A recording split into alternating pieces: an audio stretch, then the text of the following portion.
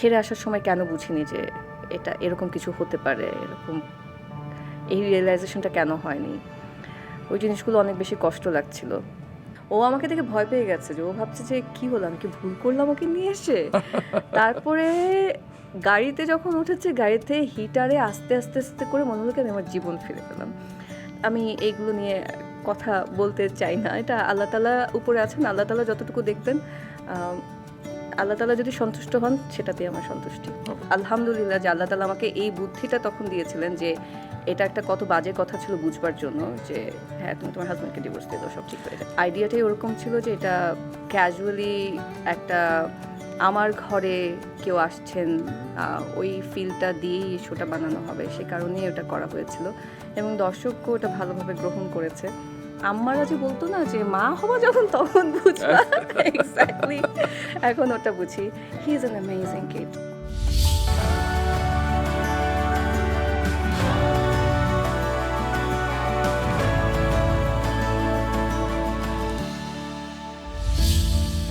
কখনো কি খেয়াল করেছেন আমাদের জীবনে কিছু মানুষ থাকেন যাদের আমরা প্রতিদিন দেখি না, তবু ভুলেও যায় না। বছরের পর বছর কেটে যায়, নতুন মুখ আসে, নতুন আলো জ্বলে, নতুন করে গল্প লেখা হয়, তবু সেই সব মানুষদের অভাব কখনো পূরণ হয় না। আমরা স্মৃতির দরজায় করানের সেই নামগুলোই খুঁজে বেড়াই। ডিয়ার ভিউয়ার্স অ্যান্ড লিসেনার্স, আজ আমার অতিথি তেমনই একজন তারকা, একটি চেনা মুখ, প্রাণবন্ত হাসি, স্বচ্ছ কণ্ঠ, নান্দনিক উপস্থিতি। একটা সময় ক্রিকেট মানে ছিল তার নাম, কারণ তিনি শুধু অনুষ্ঠান সঞ্চালনা করতেন না, দর্শকদের সঙ্গে সম্পর্ক তৈরি করতেন। সবার মতো না হয়ে নিজের আলাদা সত্তা তৈরি করতেন, আর সেই কারণে তাকে আজও আমরা ভালোবাসি, তার জন্য অপেক্ষা করি। তবে অপেক্ষার পালা শেষ। আজ আমার অতিথি সেই প্রিয় মানুষ যাকে শুধু ভালোবাসা যায়, প্রতিস্থাপন করা যায় না। প্রিয় মারিয়া নূর। বাবা, আমি তো ইমোশনাল হয়ে গেল। আমি এত ইমোশনাল। সুন্দর, এত সুন্দর করে, মানে আমার না, আজকে আসলে আমার কাছে আমি শুরু করবার আগে থেকে বেশি emotional, to be honest, because এই জায়গাটাতে অনেক দিন পরে আসা, একদম। এই সিটে অনেক দিন পরে বসা, যদিও আজকে আমি অতিথি হিসেবে, তারপরও আরেকটা জিনিস হচ্ছে কি, আমি আপনার রিসার্চ এবং আপনার স্ক্রিপ্টে অনেক কাজ করেছি, সেটা একদম। হয়তো বা দর্শকরা জানেন না, আজকে আমি বললাম। সেই জায়গাটা থেকে আজকে সেই মানুষটা আমার সামনে বসে আমাকে প্রশ্ন করবে, আমাকে উত্তর দিতে হবে। না, না, লট এটা অফ প্রেশার। প্রশ্ন তো না, আমরা লট আড্ডা অফ দেবো প্রেশার, আর হ্যাঁ কি। আমি তো জানি আড্ডা দিব, বাট তারপরেও মানে but thank you Maria, such thanks an for coming. emotional আমরা ride. খুব মিস করেছি। আপনি ইমোশনাল, আমারও গুজ বাম্পস হচ্ছে, কারণ যেটা বলছিলেন যে আপনার সাথে অনেক কাজ হয়েছে। এই যেখানে বসে আছেন সেখানে আপনি হোস্ট হিসেবে বসেছিলেন স্টার নাইটে, এবং কখনো হয়তো আমরা জাহিদ হাসান ভাইয়ের কাছ থেকে দোয়া শিখছি, ইয়া মুকাদ্দিমু। কখনো আপনার মনে আছে? বাহ। এবং আমরা কখনো হয়তো মৌ আপার সাথে খুব দারুণ একটি সময় কাটাচ্ছি, নোবেল ভাইয়ের সাথে সময় কাটাচ্ছি, এবং যখন ব্রেকে আপনি যখন আমাদের খেলার শোগুলো করতেন, হয়তো সারাদিন মাছরাঙা টেলিভিশনে থাকতেন, আমরা ব্রেকে অনেক কথা বলতাম, অনেক গল্প করতাম। Beautiful days, আমার সেই golden দিনগুলোর days. কথা মনে হচ্ছে বারবার। Yeah, I know. I'm actually having the same feeling, to be honest. একদম। তো মারিয়ানুর রওশন, বলুন তো আপনাকে এখন আমি শুরুতে কোন প্রশ্নটা করতে পারি, মানে আমাদের আড্ডাটা শুরু হতে পারে কি? আপনি না বললেন প্রশ্ন করবেন না, আড্ডা দিব। আরে এই আড্ডার মাঝে তো যেটা প্রশ্ন আপনার উত্তর মনে হয় থাকতেই সেটাই পারে। বলে দেন। না, আপনি বলেন আমার না তো যে মনে হচ্ছে আমি অনেক কথা বলে দিই। ধরেন আপনি এখন রুম্মান রশিদ খান, আপনি মারিয়ানুর রওশনকে কি প্রশ্ন করবেন? হ্যাঁ, কেন চলে গেলেন? এক্স্যাক্টলি। কেন কেন কেন কেন তাই না? বলেন? আমি জানি না, আমার কাছে মনে হলো যে আমি হলে হয়তো এই প্রশ্নটাই করতাম। কেন চলে গেলাম? I chose my family. ওকে।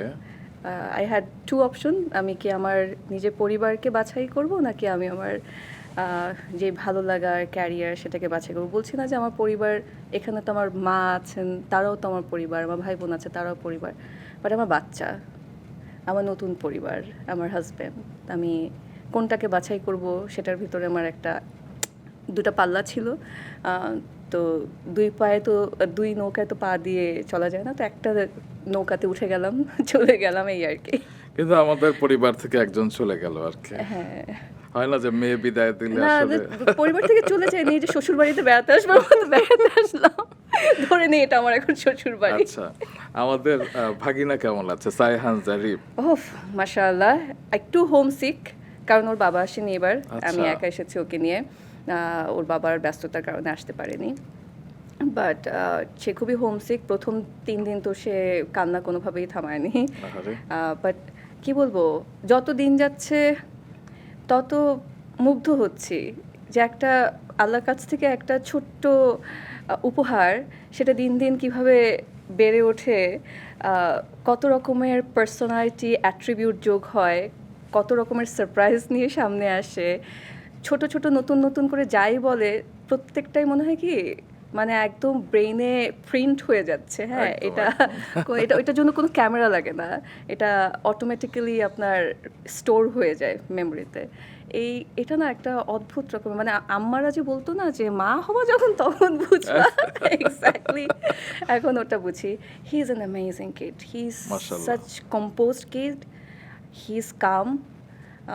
ও আমি যে আমাকে সবাই জিজ্ঞেস করে যে এই যে এত লম্বা একটা ফ্লাইট ছিল, সাইহান কিরকম ছিল, একা এসেছেন সাইহানকে নিয়ে, ভাইয়া আসেনি কীভাবে?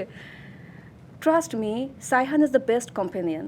ও একদমই ফ্লাইটে কান্না করে না, উল্টো অন্য বাচ্চারা কাঁদলেও ওরকম খোঁজে বাচ্চা কেন কাঁদছে। আমার পাশে যিনি বসে থাকেন, পাশের সিটে যে থাকে, সেও ভাবে যে আচ্ছা এই বাচ্চাটা একদম কাঁদে না, ওর সাথে বন্ধুত্ব হয়ে যায়। খুবই ভালো, How মানে smart.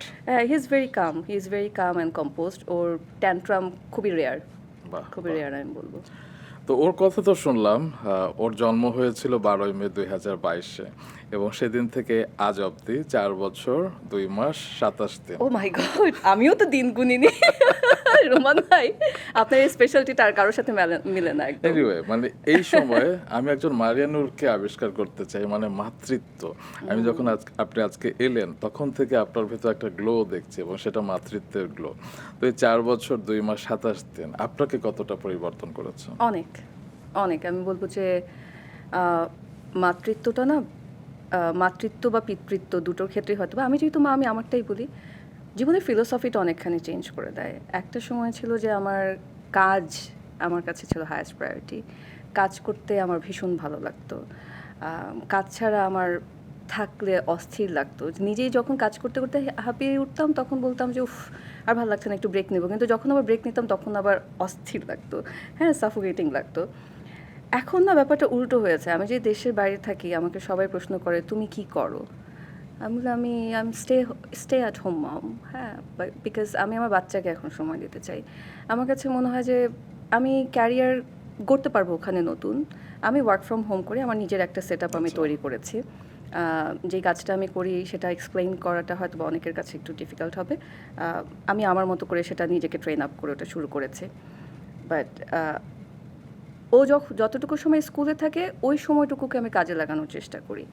বাকি সময়টুকু যতটুকু সময় ঘরে থাকে, আমার কাছে মনে হয় যে আমি প্রত্যেকটা মুহূর্ত ওর সাথে যতটুকু কাটাতে পারি আমার কাছে তত বেশি শান্তি লাগে। থাকে না একটা সময় আহ, একটা এক্সশন কাজ করে, মনে হয় আর কত।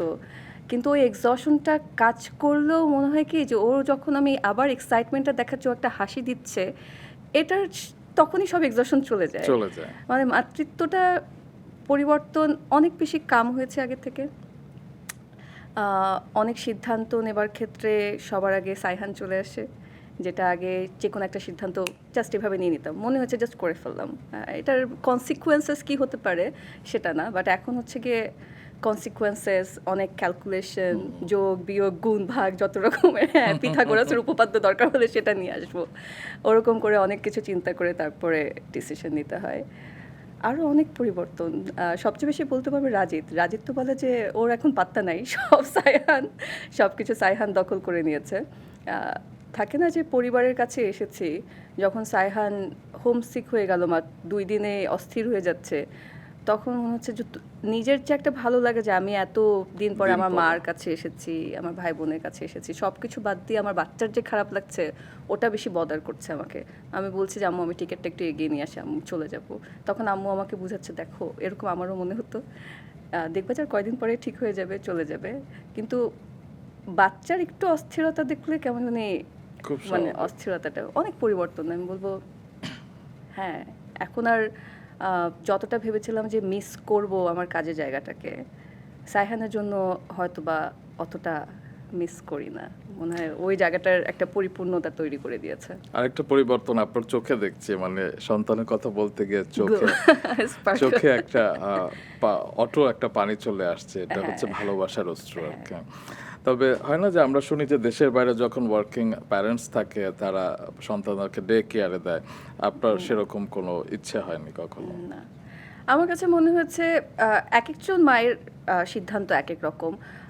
আমার কাছে মনে হচ্ছে যে আমার একটাই মাত্র সন্তান, আমি ওর সাথে যতটুকু সময় কাটাতে পারি, আম, আহ, অর্থ সম্পত্তি এগুলো আসবে যাবে, জীবনে থাকবে, আমি ওর সাথে যতটুকু সময় কাটাতে পারি এইটা আসলে কোনোভাবে মানি দিয়ে রিপ্লেস করা যায় না।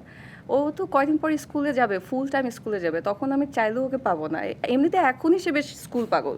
সে আমাকে এই যে এখানে আসার পর থেকে আমাকে বলছে I want to go back to my classroom. Okay. ওকে আমি এখনও বাংলা শেখাতে পারিনি, এটা আমার একটা দুঃখ, বিকজ ওর স্পিচ ডিলে ছিল, একটু অনেক বেশি ট্রানজিশনের উপর দিয়ে গেছে তো, এখানে খুব 1 বছর স্বাভাবিক। তারপরে ওখানে, তো যে কারণে আমরা ওকে বেশি প্রেশার দিইনি। সামনে আস্তে আস্তে ইনশাল্লাহ শিখবে বাংলা, অবশ্যই শিখবে।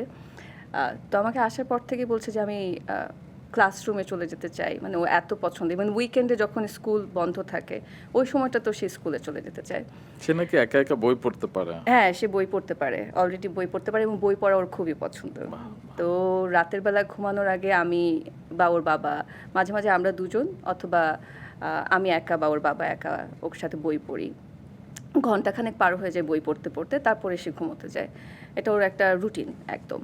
এবং আমি যে এসেছি, আমি লাগেজ ভর্তি করে বই নিয়ে এসেছি, কারণ ওকে বই পড়তে হবে। ওর বই না পড়লে ওর ভালো লাগবে না।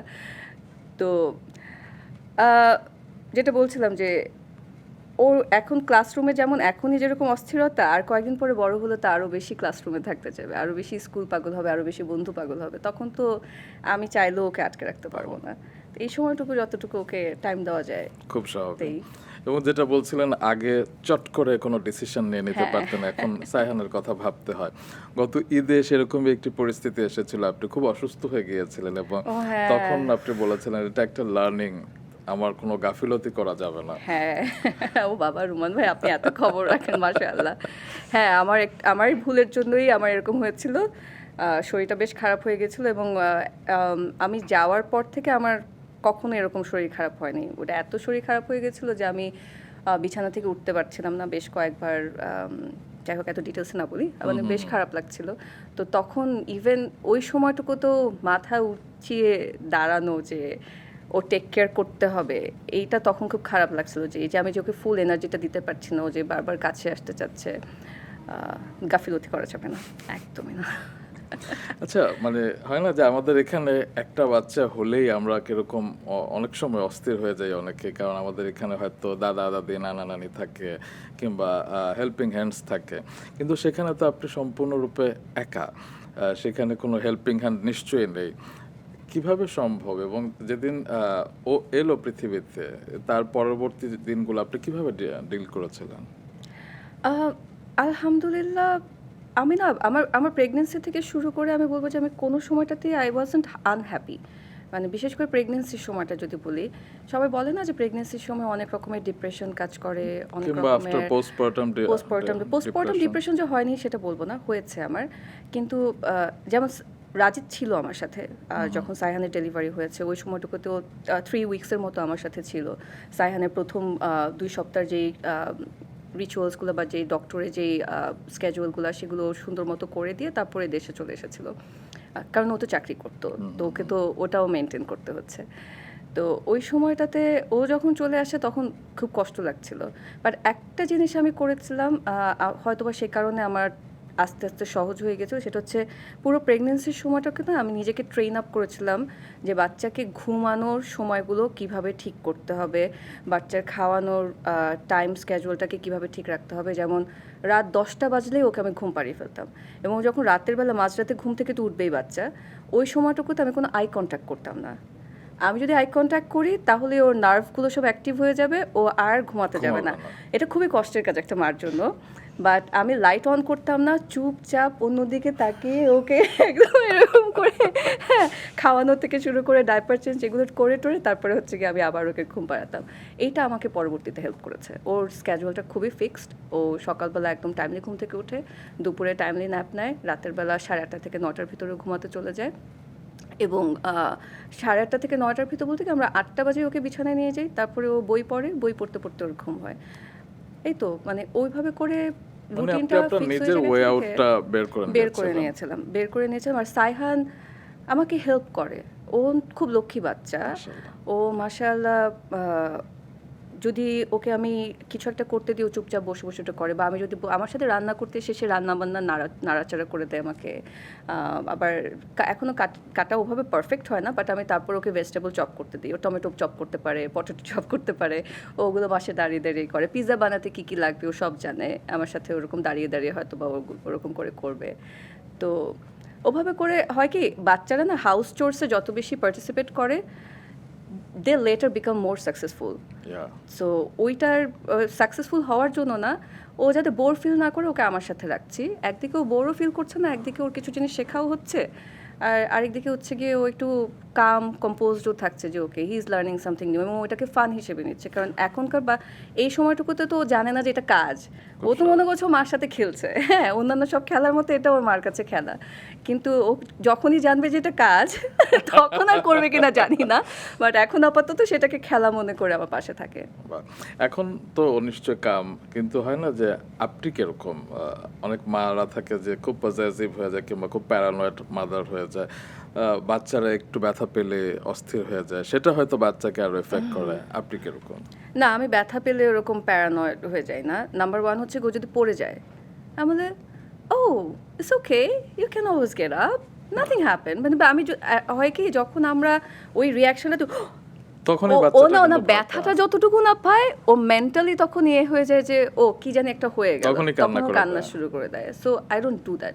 ওটা আমি না করে আমি জাস্ট কিছু হয়নি বাবা, উঠে দাঁড়াও, কিছু হয়নি, তো তারপরে ও আবার ঠিক হয়ে যায়। বা মাঝে মাঝে আমি তাকাইও না, আমি এমন ভান করে যে আমি দেখিনি ও কি ব্যথা পেলো না কি কিন্তু করলো। মায়ের বুক ছিঁড়ে যায় নিশ্চয়, কারণ বাচ্চা ব্যথা পেলে কোনো বাবা মারই না, ভালো ওটা লাগে মারা না। দেখলে বুঝে আসলে ব্যথা কোন পড়াটাতে ব্যথা আছে কোন পড়াটাতে ব্যথা নেই, ওটা আসলে মারা দেখলে বুঝে যায়।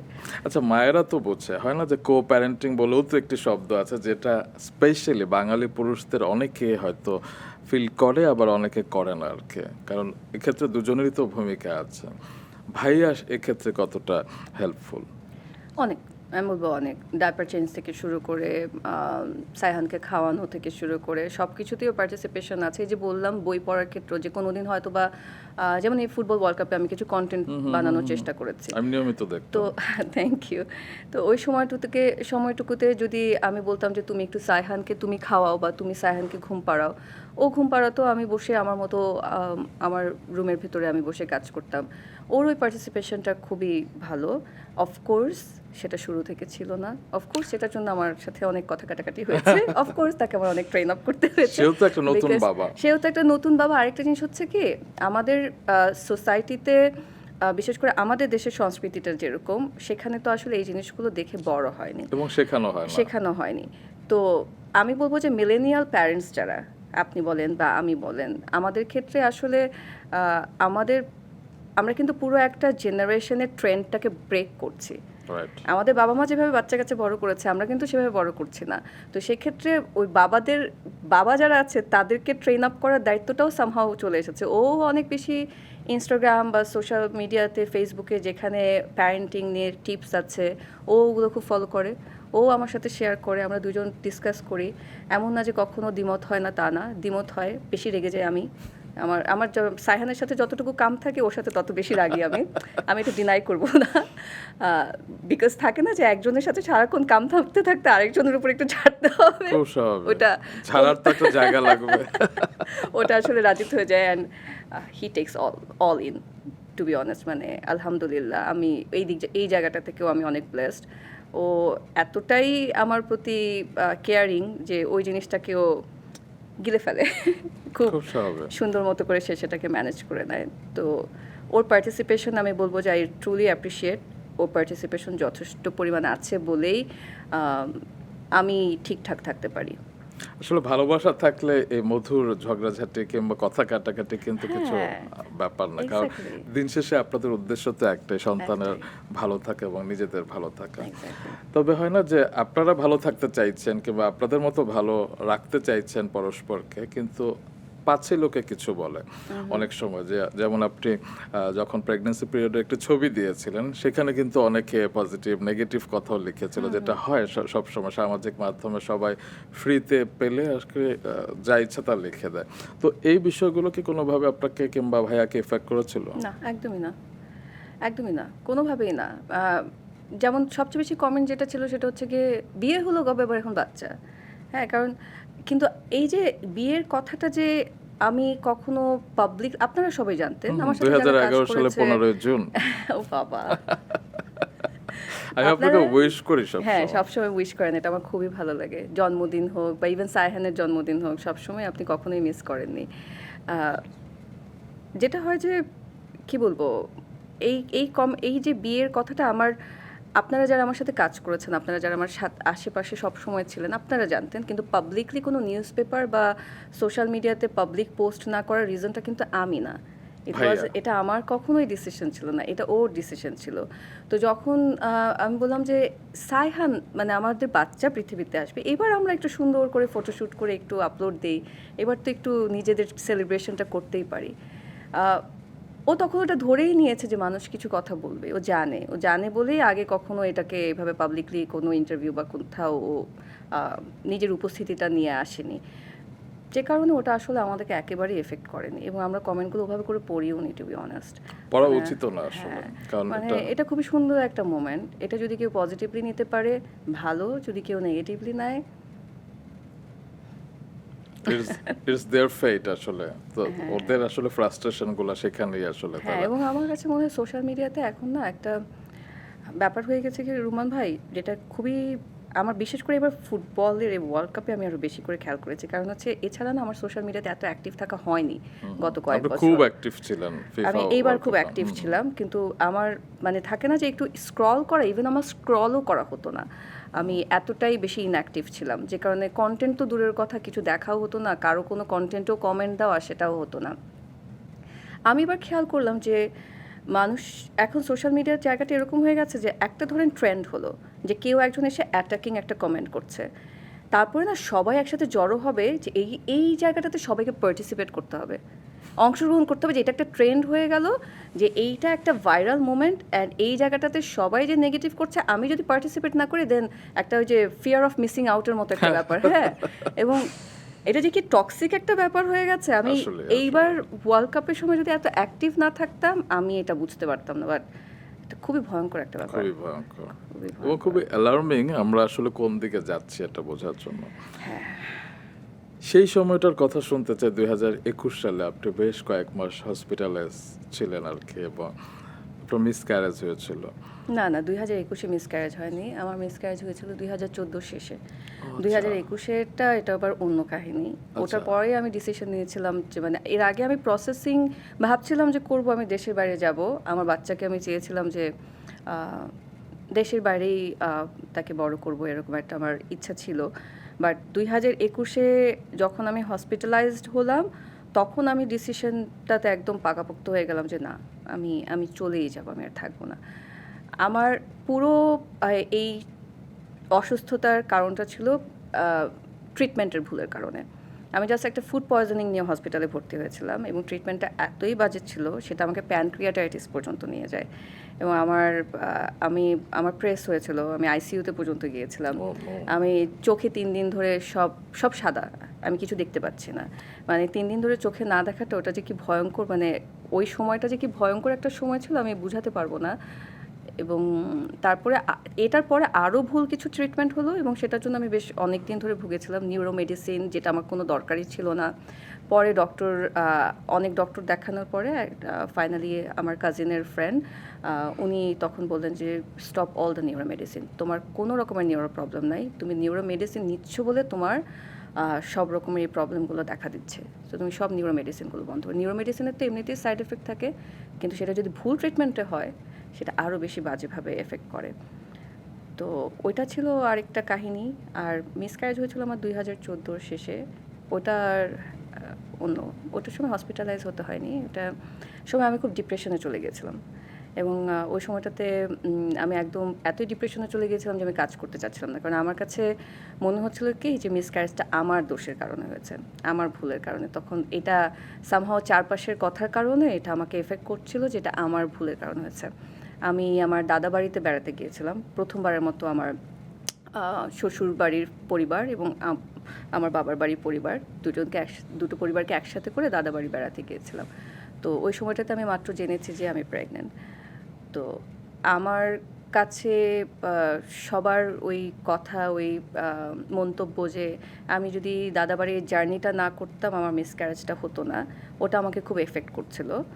তো তখন আমি কাজ করা একদম মানে আমি কাজই করব না, আমি আর কারোর সামনেই আসবো না, ওরকম একটা ব্যাপার হয়ে গেছিলো। বাট কিছু বন্ধুরা আমাকে সামনে নিয়ে আসলো জোর করে, and I am always grateful to them, always grateful to them. অবশ্যই জীবনে আসলে কিছু মানুষ লাগে যাদের কারণে আমরা আলোর দেখা পাই। আসলে একা একা আসলে ডিল করা যায় না। কিন্তু আপনি এখন তো আছেন সেই শুধু আমেরিকায়। আপনি যদি কোনো সমস্যায় থাকেন, আপনি কাকে স্মরণ করেন কিংবা কাদের আপনি হেল্প নেন? এখনও আমার বন্ধুদের সাথে কথা বলি। কখনো কি কোনো কাউন্সিলর কিংবা সাইকিয়াট্রিস্টের সাথে আপনার? না, এখনও না। আমি 2021-এ নিয়েছিলাম বাংলাদেশে যখন ছিলাম, এবং ভয়ঙ্কর এক্সপিরিয়েন্স আমার। আমি সাইকিয়াট্রিস্টের সাথে যখন নিউরোমেডিসিন নিচ্ছি, তখন আসলে নিউরোমেডিসিনটা কি আমার আসলেই দরকার? আমি আমার কি হচ্ছে, আমার রাজিতের সাথে খুব প্রবলেম হচ্ছিল তখন। যে আমার কাছে মনে হচ্ছিল রাজিতকে আমার ভালো চাচ্ছে না, যে আমাকে সার্জারি করতে বলছে, এই করতে বলছে, রাজিত মানা করছে। ওই যে neuromedicine that was messing up with my head. আমার থট প্রসেসটাকে উল্টাপাল্টা করে দিচ্ছিল। তখন আমি একজন সাইকিয়াট্রিস্টের সাথে কথা বললাম, থেরাপিস্টের সাথে আমি জাস্ট 1 ঘন্টা কথা বললাম। থাকে না, যেহেতু আমার রাজিতের উপর সব রাগ তো আমি তো সব রাজিতকে নিয়ে নেগেটিভ কথা বলছি। হ্যাঁ, তো থেরাপিস্ট আমাকে ঘন্টাখানেক শেষে যখন আমার কথা শোনা শেষ হলো, তখন সে আমাকে বলছে, আপনি যদি আপনার হাজব্যান্ডকে ডিভোর্স দিয়ে দেন, আপনার সব প্রবলেমের সলিউশন হয়ে যাবে। হোয়াট? আমি শুনে না, আমি যদিও তখন আমার মানে অবস্থা খুব একটা ভালো না, ইভেন আফটার দ্যাট আমার কাছে একটা ধাক্কা লাগলো। একটা থেরাপিস্ট কখনোই আমাকে এই কনক্লুশন দিতে পারে না। সে ওয়ার্কআউট করতে হবে কীভাবে সেটা নিয়ে আমাকে সাজেস্ট করবে, সে কখনোই আমাকে এই কথাটা বলতে পারে না। তখন আমি রাজিতের কাছে গেলাম, আমি রাজিতকে বললাম, রাজিত, আমার ভুল হচ্ছে, আসো তো আমরা এটা কীভাবে ঠিক করতে পারি আমাকে বলো। আমরা দুজন মিলে আলোচনা করলাম। তখন আমি আবার ওই যে ডক্টরের কাছে গেলাম, নিউরোমেডিসিনগুলো অফ হলো, অ্যান্ড দেন আমার আবার নর্মাল স্টেটে ফিরে আসলাম। আলহামদুলিল্লাহ। আসলে বাট আমার কাছে জাস্ট তখন আলহামদুলিল্লাহ যে আল্লাহ তাআলা আমাকে এই বুদ্ধিটা তখন দিয়েছিলেন যে এটা একটা কত বাজে কথা ছিল বুঝবার জন্য, যে হ্যাঁ, তুমি তোমার হাজব্যান্ডকে ডিভোর্স দিয়ে দাও, সব ঠিক হয়ে যাবে। এটা হয়তো আল্লাহর তরফ থেকে একটা পরীক্ষা ছিল এবং সেই পরীক্ষায় আপনি সফলভাবে উত্তীর্ণ হয়েছেন। আলহামদুলিল্লাহ। তবে হয় না যে আমরা অনেক সময় মায়েরা এতটাই ডিভোটেড থাকি ফ্যামিলির ব্যাপারে, সন্তানের ব্যাপারে, নিজের দিকে খেয়াল করতে ভুলে যায়। একজন মায়ের এক্ষেত্রে কি করা দরকার আপনার কি মনে হয়? নিজের প্রতি খেয়াল কি আপনি করেন? চেষ্টা করি, একেবারে করি না বলবো না, বাট যতটুকু করা দরকার ততটুকু করি না। আম, এক আমি যেটা মনে করি যে একটা মা নিজেকে ভালো রাখলে, নিজেকে হ্যাপি রাখলে, তখন সে বাচ্চাটাকে হ্যাপি রাখতে পারবে। So it's very important, definitely it's very important. আমার ক্ষেত্রে একটু কঠিন হয়ে যায়, যেহেতু আমি সব কিছু একা করি, একা সামলাই, কোনো রকমের হেল্প না নিয়ে, সায়হানকে কোনো রকমের ডে কেয়ার না দিয়ে, তো একটু প্রেশারটা হয়তো বা বেশি পড়ে যায়। বাট তারপর চেষ্টা করি কিছু নিয়ম মানবার জন্য। এখন সামনে হয়তো বা নিয়মটা আরও বাড়বে, বাট আই ট্রুলি বিলিভ যে একটা মা যত বেশি হাসি খুশি থাকবে, তত বেশি তার বাচ্চা ভালো থাকবে। সো মায়ের নিজের যত্ন নেওয়াটা খুব গুরুত্বপূর্ণ। অবশ্যই। তো আপনাদের 11 সালে বিয়ে হয়েছিল এবং সায়হান হয়েছে 22 সালে। তো মাঝের সময়টা আশপাশের মানুষ কিংবা হয় না যে পরিবারের বাইরের অনেকের থেকে কি কোনো প্রেশার ছিল কিংবা কোনো কথা শুনতে হয়েছিল? হ্যাঁ, আরে বাংলাদেশে থাকবো, এটা হবে না। অনেক কথা যে কেন বাচ্চা নিচ্ছি না, কেন বাচ্চা হচ্ছে না, মানে ব্যাপারটা এরকম যে সেগুলো ডিল করাটা তো একটা mental pressure. To be honest Roman ভাই, আমি না এইসব ব্যাপারে খুবই strong headed, to be honest. মানে আমাকে আশেপাশে থেকে আমাকে কে কী বলছে, ওই জিনিসগুলোকে আমি কখনোই গুরুত্ব দিইনি। গুরুত্ব দিলে আমি যে ফ্যামিলিতে বিলং করি, আমার মিডিয়াতে কাজই করা হতো না। মানে একদম সত্যি করে যদি আমি স্পষ্ট ভাষায় বলি, কোনো রকমের রাগঢাক না রেখে, কারণ আমি যখন মিডিয়াতে কাজ শুরু করেছি তখন থেকে আমাকে প্রচণ্ড রকমের প্রেশার নিতে হয়েছে, অনেক বেশি কথা শুনতে হয়েছে, কারণ আমাদের পুরো ফ্যামিলির খুব কেউ নেই মিডিয়াতে, মানে এক্স্যাক্টলি একদম কেউই নেই, আমি একমাত্র। এবং সবাই হচ্ছে গিয়ে খুব বেশি হয় ডাক্তার, না হলে ইঞ্জিনিয়ার এরকম, অথবা কর্পোরেটের কোনো হাই লেভেলে আছেন, এরকম একটা জায়গায় সবাই খুব স্টুডিয়াস আর কি, পড়ালেখা ভালো করতে হবে। সেটা আপনিও ছিলেন।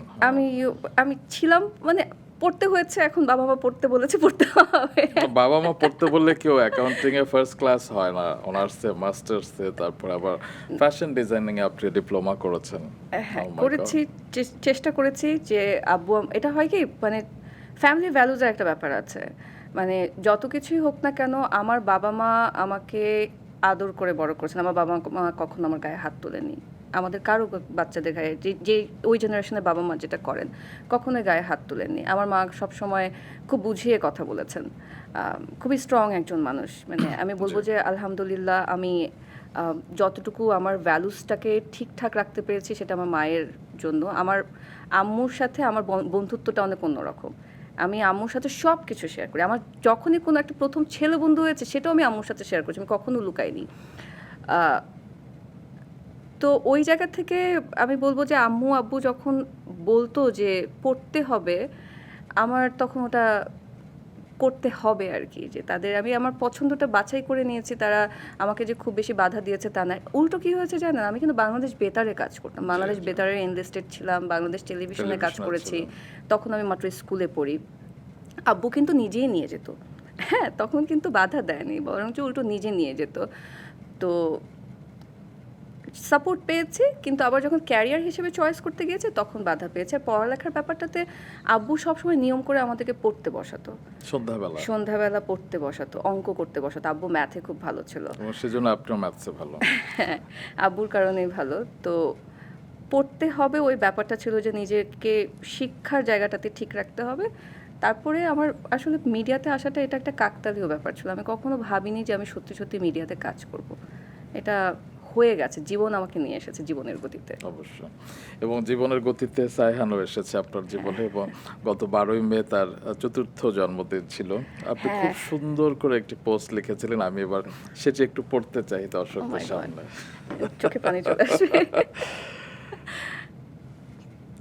আজকে সায়হানের জন্মদিন, আজকে ওর 4 বছর হলো। ভাবতে অবাক লাগছে যে কিভাবে সময় প্রত্যেকটা মুহূর্ত এত দ্রুত পার হয়ে গেল। কালকে রাত 12টা বাজার জন্য অনেক অপেক্ষা, যে 12টা বাজলেই সায়হানের জন্মদিন। সায়হান রাত 12টা পর্যন্ত জেগে থাকে না, কিন্তু আমার ভেতরে মনে হচ্ছে যেন নিজের জন্মদিনের জন্য যেরকম একটি অপেক্ষা, সেরকম একটি এক্সাইটমেন্ট। সায়হানের দিকে তাকিয়ে আছি আর ভাবছি কিভাবে সম্ভব যে এত তাড়াতাড়ি তুমি বড় হয়ে গেলে বাবা, এত তাড়াতাড়ি তোমার 4টা বছর পার হয়ে গেল। যেমন ভীষণ ভালো লাগছে যে আমার ছেলেটা একটার পর একটা মাইলস্টোন অ্যাচিভ করে যাচ্ছে, জীবনের পথে সামনের দিকে এগিয়ে যাচ্ছে। একই সাথে আবার মনের ভেতরে একটা কেমন যেন চাপা ব্যথা অনুভব করছিলাম যে আমার বাচ্চাটা বড়ই হয়ে যাচ্ছে। সামনের দিনগুলো আরও কত দ্রুত চলে যাবে, কত তাড়াতাড়ি ও বড় হয়ে যাবে। ছোট ছোট শব্দগুলো যেভাবে উচ্চারণ করতো, যেভাবে ওর সমস্যা হতো, আজ আর হয় না।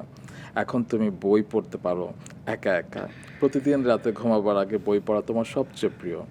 এখন তোমার সবচেয়ে প্রিয় বই the dreamers and dream animals. Mamma is really proud of you. আর তোমার kindness, sweetness, the caring personality that you have, সবার সাথে সুন্দর করে সব কিছু শেয়ার করা, তোমার ফ্রেন্ডদের সাথে তোমার খেলনা শেয়ার করা, বা কাউকে কোনো কিছু এগিয়ে দেওয়া, কারো খারাপ লাগছে দেখে এগিয়ে যাওয়া, এই যে এত ওয়ান্ডারফুল পার্সোনালিটি ট্রেটস তোমার ভেতরে আছে, আমাকে ভীষণ মুগ্ধ করে বাবা। তোমার যে সুন্দর একটি মন আল্লাহ তাআলা তোমাকে দিয়েছেন, এই সুন্দর মনটা নিয়ে তুমি অনেক অনেক বড় হও। মাম্মা সবসময় তোমার জন্য সেই দোয়াই করি। শুভ জন্মদিন বাবা। মাম্মা যতদিন বেঁচে থাকবো তোমার জন্য শতভাগ না, তার থেকে আরও কত বেশি করা যায়, সবসময় তোমার পাশে থাকবো। Love you to the moon and stars, my precious little one. জগতের সব বাবা মাই ভালো, জগতের সব বাবা মাই ভালো, এটার কোনো দ্বিমত আমি পোষণ করতে পারবো না। এবং সেই তালিকায় মারিয়া নূরও একটি নূর আর কি। না হয় আসলে মাতৃত্ব প্যারেন্টহুডটা আসলে একটু না না হলে আসলে বোঝা যায় না এটা কীরকম, আসলে বোঝা যায় না। ওকে বেড়ে উঠতে দেখাটা আমার জীবনের সবচেয়ে বড় প্রাপ্তি। মানে আমি জীবনে যাই পেয়েছি কি না কেন, তার থেকে সবচেয়ে বড় প্রাপ্তি হচ্ছে গিয়ে আমি ওকে যত বড় হতে দেখছি।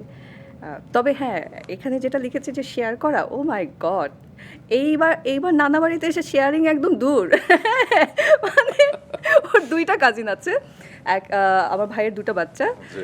একটা হচ্ছে কি ওর সমানই জাস্ট ৩ দিনের বড়। জানি না লাকিলি আমাদের কিভাবে এরকম হলো। আরেকটা হচ্ছে আমার মাত্র এসে দেখার সুযোগ হলো, ওর ১ বছর হয়েছে, আমিরা ওর নাম। আর ইহান হচ্ছে সাইহানের সমান। আমিরাকে আমি যেহেতু মানে ১ম দেখেছি, ওরকে আদরটা অ্যাটেনশনটা একটু বেশি দেওয়া হচ্ছে। আমিরা ওর আশেপাশেই থাকতে পারবে না। ও কোনো খেলনা নিয়ে খেলছে না, সেটাও আমিরা ধরতে পারবে না। আমি ভাবছি যে আমি যে তোমাকে এত প্রশংসা করলাম যে তুমি শেয়ার করো, ওগুলা কোথায় গেল বাবা? বাংলাদেশে বাতাস পেয়েছে। বাংলাদেশের বাতাসে। কারণ আমরা হয়তো ওখানে খুনসুটি গিয়ে আবার করতে ঠিক হয়ে যাবে। ওস্তাদ আর কি। ইহানের সাথে যেরকম ইহান ওর খেলনা ভেঙে দিচ্ছে, ও যেটা বানাচ্ছে হয়তো বা ব্লকস দিয়ে কিছু বানাচ্ছে বা ম্যাগনেটিক ব্লকস দিয়ে কিছু বানাচ্ছে, কোনো সমস্যা নাই। ইহান ভেঙে দিচ্ছে, ফেলে দিচ্ছে, he is okay with it. But আমিরা যদি ওটা একটু টাচও করে, সে সাথে সাথে একদম মনে হচ্ছে যেন পৃথিবী উল্টে গেল ওর। না, মেয়ে কাজিনের সাথে একটু খুনসুটি না করলে আর মজা কে? হয়তো বা। যাই হোক, আপনি আমি ওর সামনে এখন আমিরাও বলতে পারি না, আমাকে বলতে হয় আম্মু ছোট্ট বালিকা আসছে আমার এদিকে। আচ্ছা, এই যে কিছুক্ষণ আগে বলছিলেন যে আপনি সাইহানের জন্য আগে সেই কাজটিকে মিস করেন না, তো 2024 সালে আপনার শেষ আমরা দেখেছিলাম হোস্টিং করতে আর কি। আমরা তো মিস করি, আমাদের জন্য আপনার কোনো প্ল্যান নেই? সত্যি কথা বলতে গিয়ে রুমান ভাই, আমি জানি যে আমার এখন প্ল্যান করলে সেটা রিয়ালিস্টিক প্ল্যান হবে না। হ্যাঁ, আমি হয়তো বা আমার আম, নিজের জায়গা থেকে কন্টেন্ট ক্রিয়েশনের কাজ করব, এটা আমার প্ল্যান আছে। কিন্তু আমি এখানে এসে যে আবার কাজ করব, সেটা আমার হয়ে উঠবে না। কারণ সাইহানের স্কুল আছে, ওর স্কুল বাদ দিয়ে তো আমি ওকে এখানে নিয়ে আসতে পারবো না। আবার ও এতই ছোট যে আমি ওকে ওখানে একা রেখেও আসতে পারবো না। সো যেটা সম্ভব না, অবাস্তব কিছু পরিকল্পনা বা আশা না করাটাই ইউ আর ভালো। ভেরি মাচ প্র্যাকটিক্যাল পারসন, এবং সেই কারণে 12 ডিসেম্বর 2024 আপনি একটি পোস্ট লিখেছিলেন, সেটি হচ্ছে অতীতকে মিস করাটা খুব স্বাভাবিক, কিন্তু এই ভেবে আমার মন শান্তি পায় যে একদিন যেসব আশীর্বাদ ও প্রাপ্তির জন্য প্রার্থনা করেছিলাম, আজ আমি সেগুলোর মাঝে বেঁচে আছি। জীবনের প্রতিটি সিজনেরই আলাদা সৌন্দর্য আছে, আর আমি এই সিজনের জন্য কৃতজ্ঞ। আলহামদুলিল্লাহ, আই এম গ্রেটফুল, আলহামদুলিল্লাহ। সেটি কিন্তু হওয়া উচিত আসলে। আমার বর্তমানে যা আছে সেটা নিয়ে হ্যাপি থাকা। আমরা অনেক সময় দেখা যাচ্ছে যে সব পেয়েও আমরা ভাবি যে কি যেন নয়, কি যেন নয়। হ্যাঁ, এটা আমার কাছে মনে হয় কি রুমান ভাই, জীবনে অপ্রাপ্তিগুলো নিয়ে যত বেশি চিন্তা করব, ডিপ্রেশন তত বেশি জেঁকে বসবে, তত বেশি কম্পেয়ার করা শুরু করব, ওর আছে আমার নেই। ওই কম্প্যারিজনে গেলে, ওই অপ্রাপ্তি চিন্তাগুলো করলে শুধুমাত্র নিজের মাথাতে রেন্ট ফ্রি অনেক কিছু জায়গা দেওয়া হবে। আমার মাথাটাকে যদি আমি এত রেন্ট ফ্রি করে ফেলি, তাহলে কীভাবে হবে বলেন? ওটাকে যতটুকু মূল্যবান রাখা যায় ততটুকুই ভালো। তো ক্যারিয়ার শুরুর দিককার কথা বলছিলেন আপনি কিছুক্ষণ আগে, সেই 2009 সালে আপনি যখন রেডিও এবিসি রেডিওতে আপনি কাজ শুরু করেছিলেন, এবং কত স্যালারি যেন ছিল আপনার পার মান্থ? মাত্র 5,000। মাত্র 5,000 হ্যাঁ, শুরু মাত্র করেছিলেন। 5,000, তো তাও এটা বলবো যে আমার প্রথম চাকরি। কিন্তু আমি যখন বাংলাদেশ বেতার বা বাংলাদেশ টেলিভিশনে কাজ টেলিভিশনে। করতাম, 150 টাকা, 120 টাকা এটা ছিল সম্মানী। বাহ বাহ, বাংলাদেশ বাট টেলিভিশন। তখন তো আমি স্কুলে পড়ি, আমি 120 টাকা বা 150 টাকা কামাচ্ছি, তখন সেটাই ওটাই অনেক বেশি। বড় মনে হতো। সেটা নিশ্চয়ই সেভ করতেন বাবা মা, খরচ করতে দিতেন না? মানে ওটা আব্বু আম্মুকেই দিয়ে দিতাম। মানে আমার তো আর তখন ব্যাংক অ্যাকাউন্টের বয়স হয়নি, তো এটা আব্বু আম্মুর ব্যাংকের অ্যাকাউন্টে জমা হতো। ওটার জন্য ইভেন আমি যখন প্রথম এবিসি রেডিওতে জয়েন করেছি, আমার প্রথম বেতনটাও আমি আম্মুর কাছেই দিয়েছি। মানে আমি কি করব, আমার তখনও টাকা দিয়ে কি হয়? আর 120 টাকা 150 টাকাও কিন্তু ওই সময় আপনি যদি চিন্তা করেন, তখনকার সময়ের থেকে জন্য অনেক হ্যাঁ বেশি। অনেক বেশিই ছিল। 5,000 টাকাও আমার কাছে মনে হয় তখনকার সময়, এখনকার হিসাব করলে 15,000 টাকা অনেক বেশি। এরকম তো বিশাল হবে।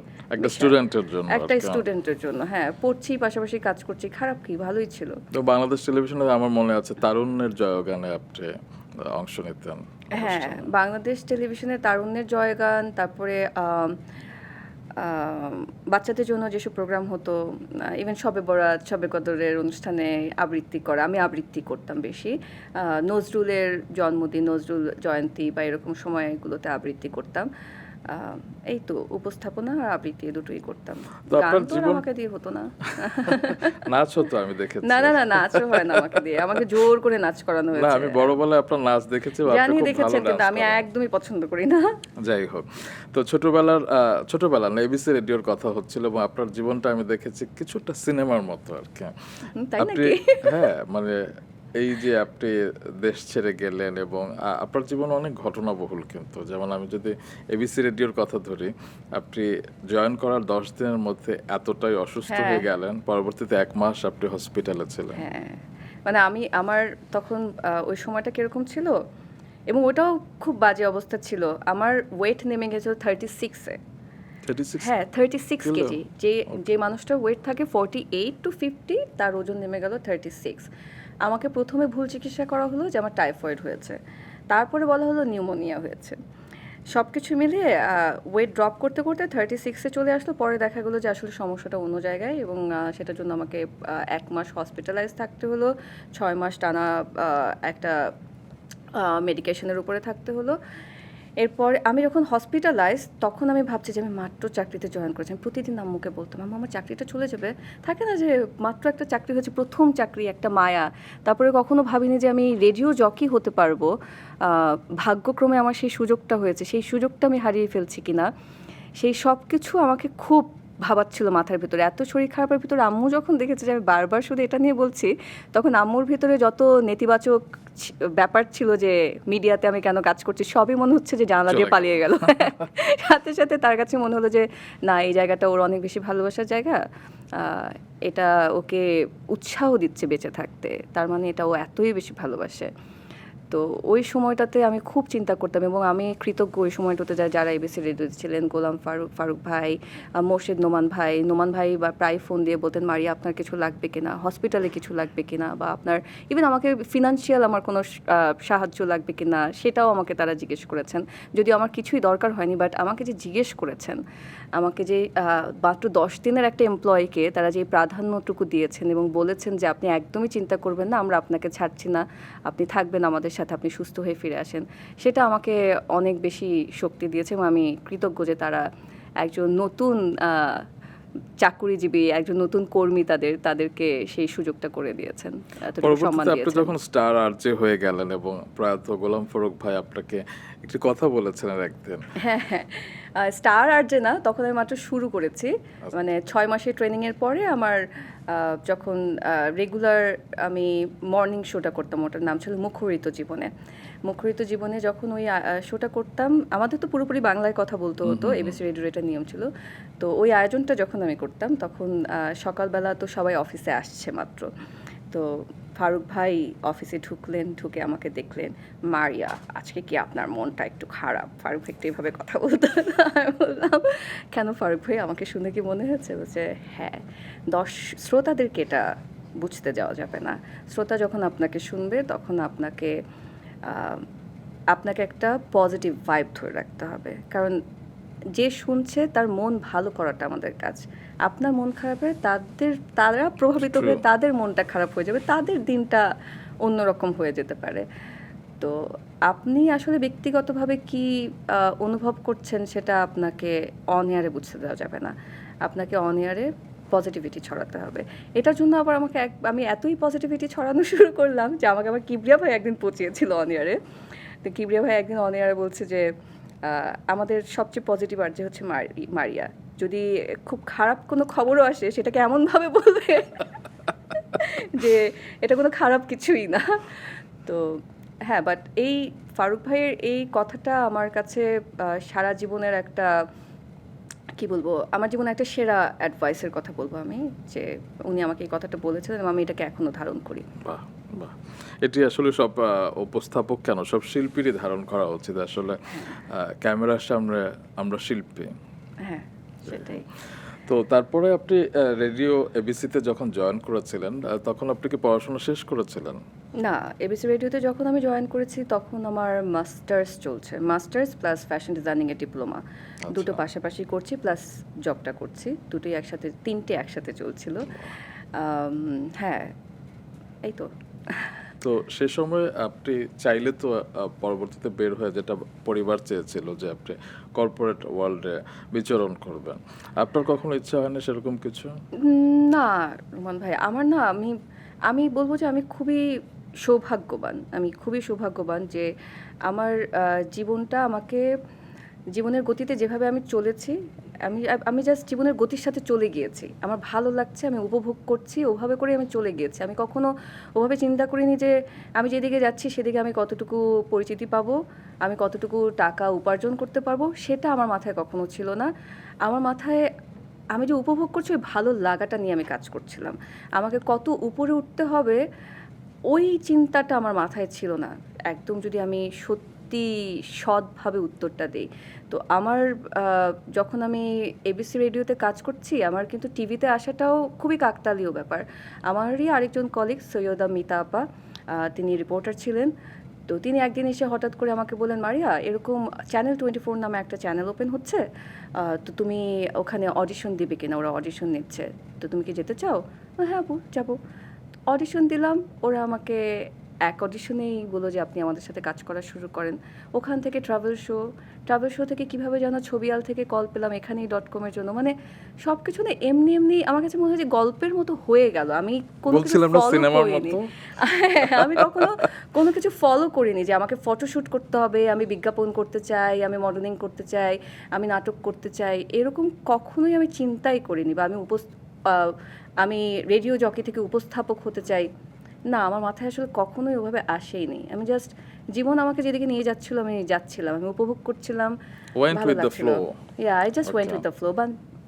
চেষ্টা করছি একটু বাংলায় বলতে, মানুষ নাহলে বলবে যে হ্যাঁ মাত্র এসেছে, তো এমনিতেই আমাকে অনেক বেশি শুনতে হয়, আমি নাকি অনেক বেশি ইংরেজি শব্দ ব্যবহার করি। সবার একটা ধারণা আছে যে আপনি ইংলিশ মিডিয়াম থেকে পড়াশোনা করেছেন। আসলে এটার একটা ধারণা কেন, কারণ আমার গলার ভারী একটা, আমি নিজে বুঝি সেটা, আমার উচ্চারণের জায়গাটা থেকে বুঝি।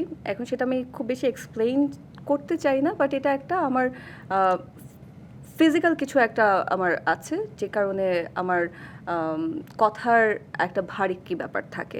এটা এমন না যে আমি ইচ্ছে করে চিবিয়ে চিবিয়ে কথা বলছি, এটা আমাকে আল্লাহ তাআলা এইভাবে তৈরি করেছেন, আমি চাইলেও সেটাকে পরিবর্তন করতে পারি যদি আমি সার্জারি করি। কোনো উচ্চারণ ভুল কখনো হয় না কিন্তু? না, আমি এখনো বলবো আমার রয়ের উচ্চারণটা ঠিক হয় না। হ্যাঁ, আমি জানি এটা, আমার রয়ের উচ্চারণটা ইংলিশের আর হয়, বাংলায় র যেভাবে উচ্চারণ করতে হয় সেটা আমার হয় না, সেটা আমি জানি এবং আমি এটা স্বীকার করি। অস্বীকার করবার কিছু নেই। এখন যেটা হয় না ওটা হয় না, আল্লাহ তাআলা আমাকে যেভাবে তৈরি করেছেন, আমি যদি একটা সার্জারি করতাম তাহলে আমার এটা ঠিক হয়ে যেত।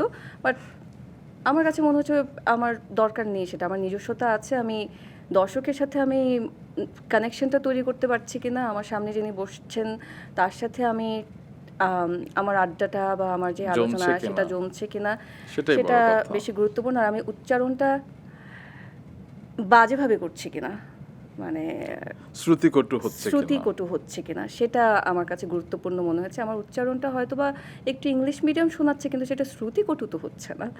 একদম না। যাই হোক, আপনি বলছিলেন যে আপনার প্রত্যেকটা পথেই বাধা এসেছিল। আপনি যখন রেডিওতে জয়েন করেছেন তখনও পরিবার থেকে বাধা এসেছিল, আপনি যখন টেলিভিশনে কাজ করা শুরু করেছিলেন তখনও কিছুটা বাধা এসেছিল, কিন্তু তখন তো আপনি ম্যারিড ছিলেন। হ্যাঁ, ম্যারিড ছিলাম। আমার শ্বশুর বাড়ি থেকে আমি সাপোর্ট পাই, মানে শ্বশুর বাড়ি বলতে আমার শ্বশুরের কাছ থেকে। আমি বাবার কাছ থেকে অনেক সাপোর্ট পেয়েছিলাম। যখন আব্বু আম্মু বলছে যে ও ট্রাভেল শো করতে যাবে, ওকে একা কখনো ট্রাভেল করতে দিইনি, একা কখনো ছাড়িনি, আপনারা ওকে এইভাবে একা ট্রাভেল করতে দিচ্ছেন। আমি এখন এই কথাটা আমি সবাইকে বলি। বাবা একটা কথা বলেছিলেন, এখন যৌবন যার যুদ্ধে যাবার সময়, বাবা একটু কাব্যিক আছেন, তা এখন যৌবন যার যুদ্ধে যাবার সময়, ও এখন করবে না তো কখন করবে। তো আব্বু আম্মু এরপর আর এটা নিয়ে কোনো কথা বলেননি এবং তারপরে তো আমি ট্রাভেল শো করলাম। ট্রাভেল শো থেকে হয়তো বা দেখে ছবিয়াল থেকে কল আসলো, এই তো। এখন যাবে না তো কখন যাবে, এই কারণে এখনই .com এর আপনি ও মাই গড, আপনি এত সুন্দর করে মিলিয়ে ফেলেন সবকিছু।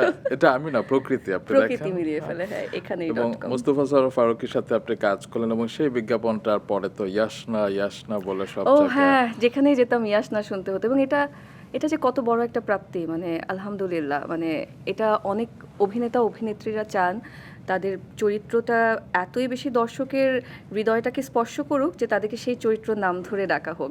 আমি অভিনয় তো এত ভালো করিনি কখনো, কিন্তু বিজ্ঞাপনে এমন একটা চরিত্র আমি পেয়েছি যেটা এতটাই ভালো লেগেছে মানুষের, যে এটার নামটা আমাকে অনেক দিন পর্যন্ত শুনতে হচ্ছে। ইভেন এখনও জানেন অনেকে আমাকে ইনবক্স করে যে আপনাকে সেই ইয়াসনার যুগ থেকে চিনি। শুধু সেটা না, মানে একটি সাফল্য পাওয়া তো আসলে ফ্লুক অনেক, বলে, অনেক কিন্তু বলে, পরবর্তীতে যে আপনি তাজার যে বিজ্ঞাপনটা, একটা চায়ের বিজ্ঞাপন করলেন, এবং সেটা সংলাপটাও কিন্তু এখনো মানুষ মুখে মুখে ফেরে আর কি।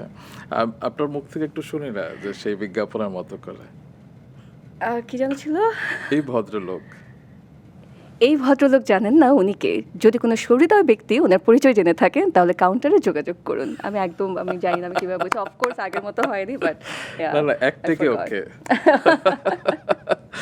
তো এই যে এত জনপ্রিয়তা ছিল এবং এত কিছু ছিল, তার মাঝে তো উপস্থাপনা আপনি একদম শীর্ষে চলে গিয়েছিলেন এবং খুব সহজেই আপনি এলেন 12 সালে, এবং খুব সহজেই আপনি একটা সময় ছিল যে পত্রপত্রিকায় লেখা হতো এবং সব জায়গায় লেখা হতো ক্রিকেট মানে মারিয়ান রুল আর কি।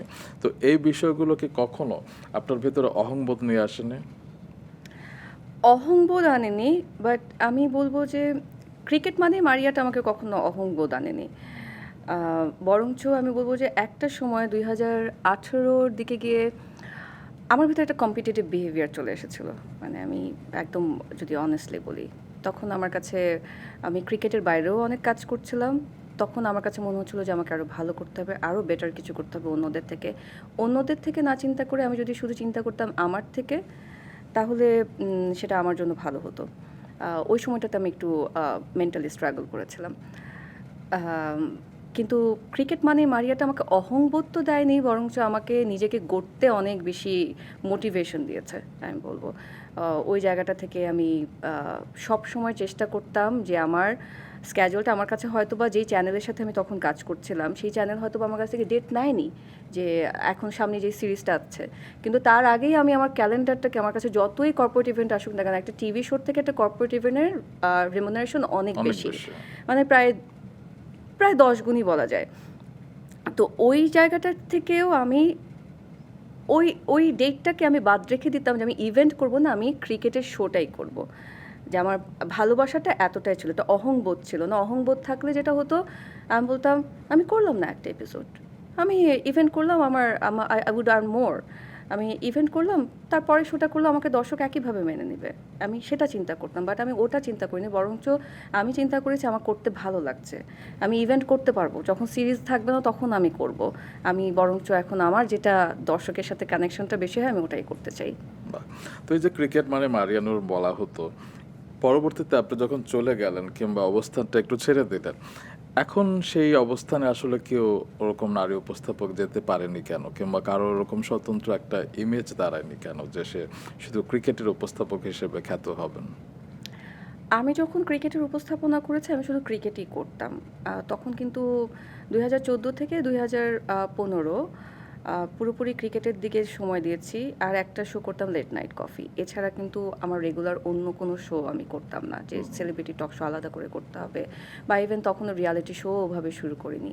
হয়তোবা দর্শক খুব বেশি আমাকে ডেডিকেটেডভাবে দেখেছেন বলে সে কারণে আমারটা দাঁড়িয়ে গেছে। আরেকটা জিনিস আমি বলবো যে আমি একটা নিজস্বতা তৈরি করতে পেরেছিলাম, যেটা নিয়ে আমি আমি মনে করি যে আমি ব্লেসড, যে আলহামদুলিল্লাহ আমি এটা করতে পেরেছিলাম। এখনকার কেউ কেন করতে পারছে না সেটার উত্তর আমার কাছে নেই, আমি কতটুকু করতে পেরেছি সেটা আমি জানি। আচ্ছা, এবং এতটাই করতে পেরেছিলেন, পরবর্তীতে আপনি অন্যান্য সেক্টরেও কাজ করেছেন এবং আপনার স্বনামে শো হতো মারিয়ার রান্নাঘর, ফুটবলে পাগল ফুটবল মারিয়া। পাগল মারিয়া, ফুটবল পাগল উইথ মারিয়া, এটা আমার একটা পছন্দের শো। মারিয়ার রান্নাঘরটাও আমার একটা পছন্দের শো। কখনো ভাবিনি যে আমি আমি রান্নার শো কখনোই করতে চাইতাম না। এইটা আমার প্রথম রান্নার শো ছিল, জাস্ট বিকজ এটার আইডিয়াটাই ওরকম ছিল যে এটা ক্যাজুয়ালি একটা আমার ঘরে কেউ আসছেন ওই ফিলটা দিয়েই শোটা বানানো হবে, সে কারণেই ওটা করা হয়েছিল এবং দর্শকও ওটা ভালোভাবে গ্রহণ করেছে। এবং যেটা বলছিলেন যে রান্নার শো এর আগে করতেন না, খুব বেশি আপনি করেন ওরে, এবং ওটাই বোধহয় একমাত্র একটি শো ছিল ওটাই কি না? একমাত্র রান্নার শো। এরপরে আরেকটা করেছিলাম, সেটা আমার প্রেগন্যান্সির সময় ছিল, প্রেগন্যান্সির পরে ছিল বোধহয়, আই ক্যান্ট রিমেম্বার। করেছিলাম একটা, সেটা বাংলাদেশের প্রথম আলোর ছিল।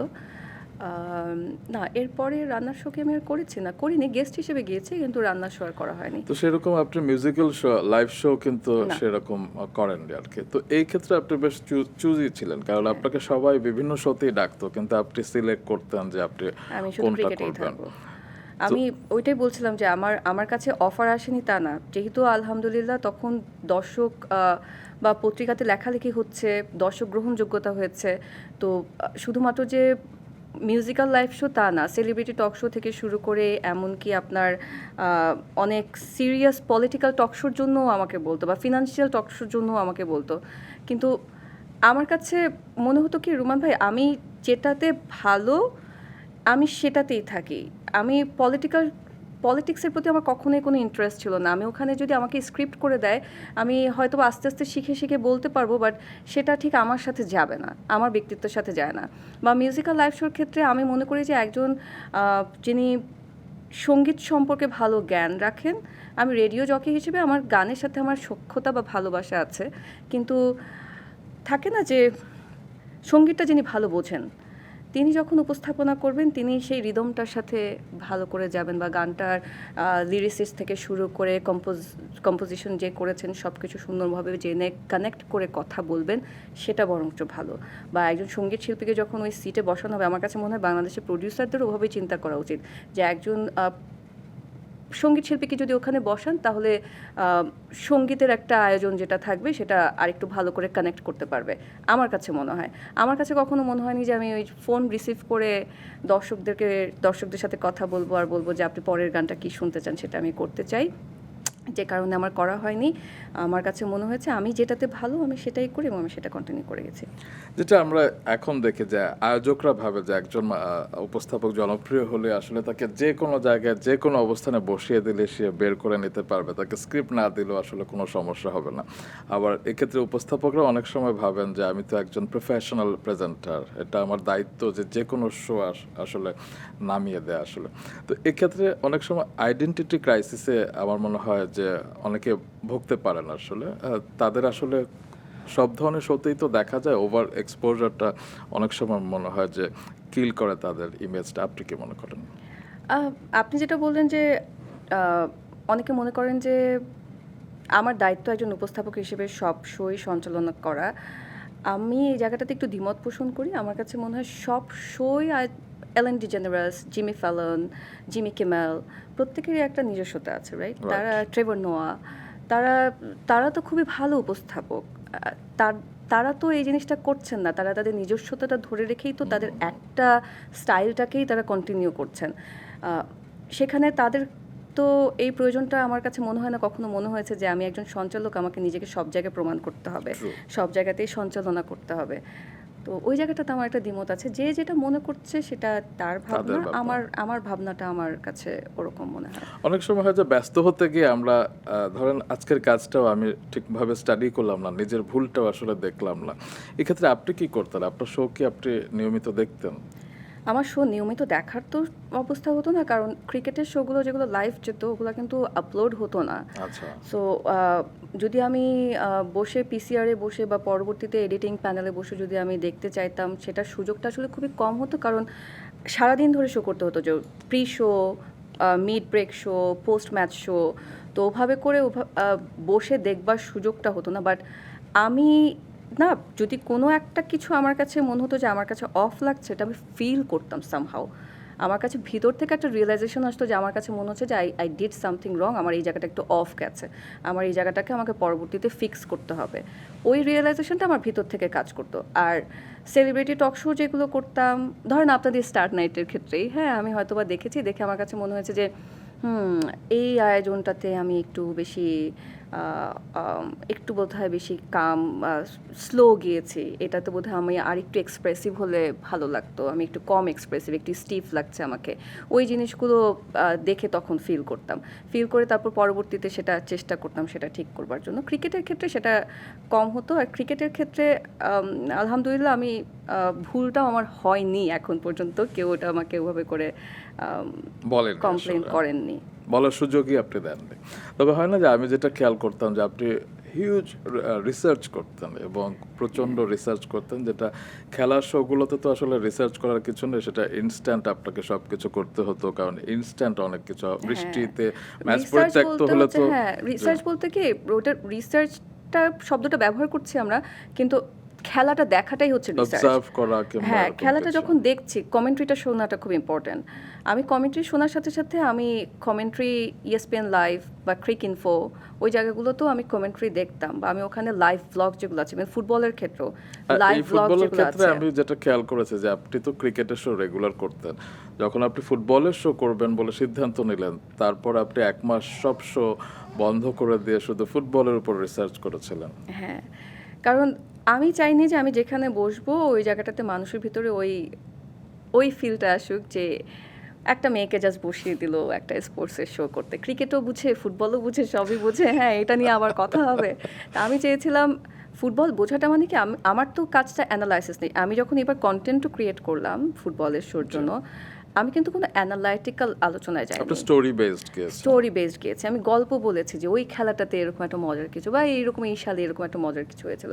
কারণ হচ্ছে I am not an analyst, আমি কখনো বলিও নি যে আমি ক্রিকেটেরও অ্যানালিস্ট। আমার কাজ ছিল আমি একজন দর্শক হিসেবে খেলা যেভাবে দেখি, আমার কাছে খেলা নিয়ে যে প্রশ্নটা আসে মনে, সেই প্রশ্নটা একজন অ্যানালিস্টকে উপস্থাপন করা, তিনি সেটাকে ভেঙে উত্তর দিবেন, এবং তিনি উত্তর দেওয়ার পরে যদি আমি কাউন্টার একটা কোশ্চেন করব তাকে, যে আপনি যেটা বলছেন এটার সাথে তো আবার এরকমও একটা ব্যাপার থাকে, এটা কেন হলো বা ওটা কেন হলো, এই কাউন্টার কোশ্চেনগুলো করবার জন্য নিজেকে প্রিপারেশন দিতে হয়।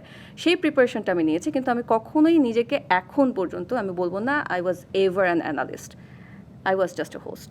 আচ্ছা, অনেক এক্সপিরিয়েন্স তো হয়েছে উপস্থাপনার ক্ষেত্রে। মজার মজার কোনো ঘটনা যদি আমি এই মুহূর্তে মনে করতে পারি, মজার হতে পারে, বিব্রতকর হতে পারে, কষ্টের হতে পারে। একটি অনুষ্ঠান আপনি উপস্থাপনা করেছিলেন এখনকার জনপ্রিয় অভিনেতা আফরান নিশোর সাথে, এবং খুব সম্ভবত সেদিনই আফরান নিশোকে বলা হয়েছিল অনুষ্ঠানটি করবার জন্য, এবং লাইভ একটি অ্যাওয়ার্ড শো ছিল। হ্যাঁ, স্টার অ্যাওয়ার্ড প্রোগ্রাম ছিল। হ্যাঁ, যখন স্টেজে পারফর্ম করি তখন না আসলে মাথায় থাকে না কে কতটুকু ভালো করছে, কে কতটুকু খারাপ করছে, কোথায় গোলমাল হচ্ছে বা কিছু। তখন হচ্ছে যে গোলমালটা যাতে না হয় বেশি, ওই দিকটাতে মনোযোগ থাকে। কেউ একটা কিছু মিস করছে তো আমাকে সেটা ঠিক করতে হবে। যেমন জয় বাংলা কনসার্ট করেছিলাম শেষবারের মতো, তখন আজরা আপু ছিল আমার সাথে হোস্ট।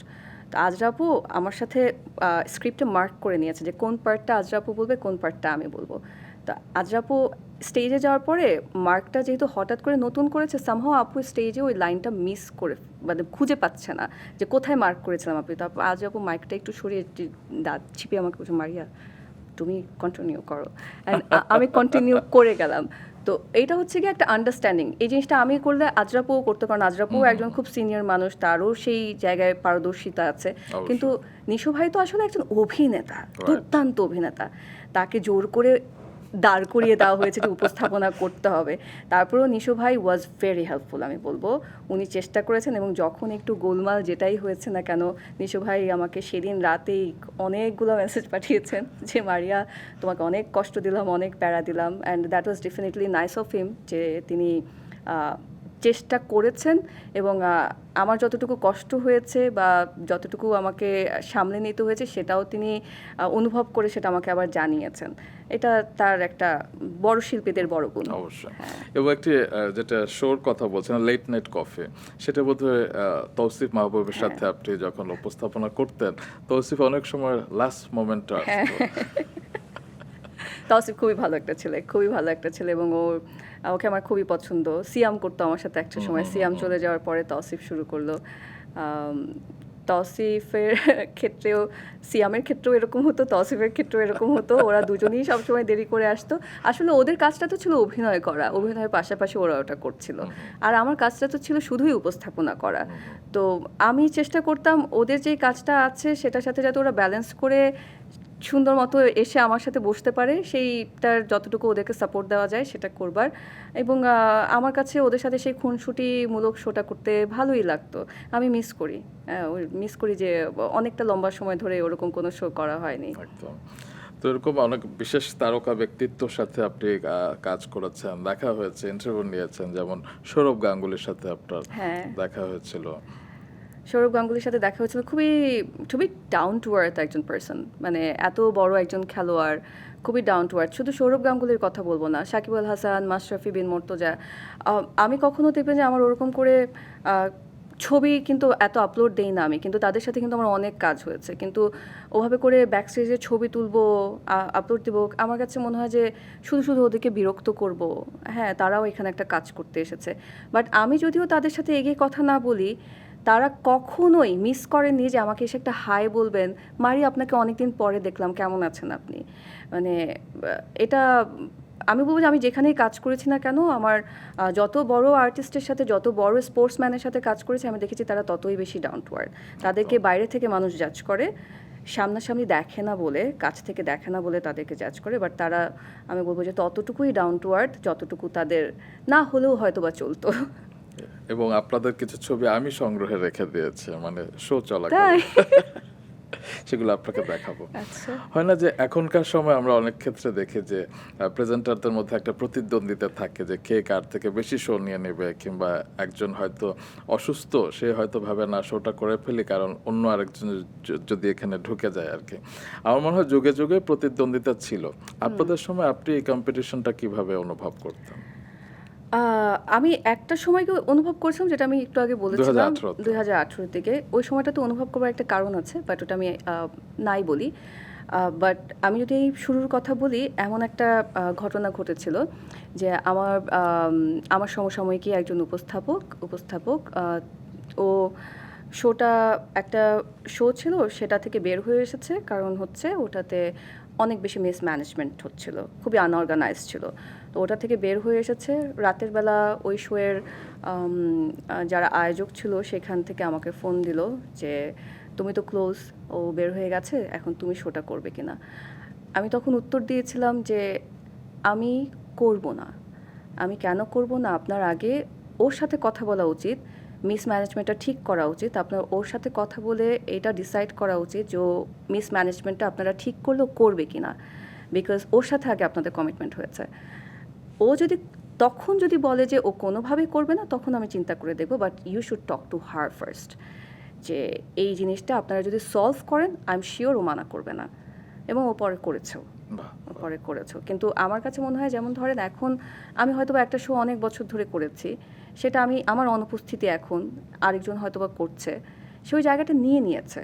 আমার তার কাছ থেকে ওই জিনিসটা, আমি এসেছি বলে তার কাছ থেকে ওটা আমি কেড়ে নিব, আমি এসেছি এখন আমি করব, আমার কাছে মনে হয় আমার সময় ছিল, ওটা আমি করেছি, এখন এটা তার সময়, এখন সে করবে, ইটস ডান। এখন কাদের সময়, মানে আপনার কাদের কাজ ভালো লাগে? নিশ্চয়ই আপনি দেখেন।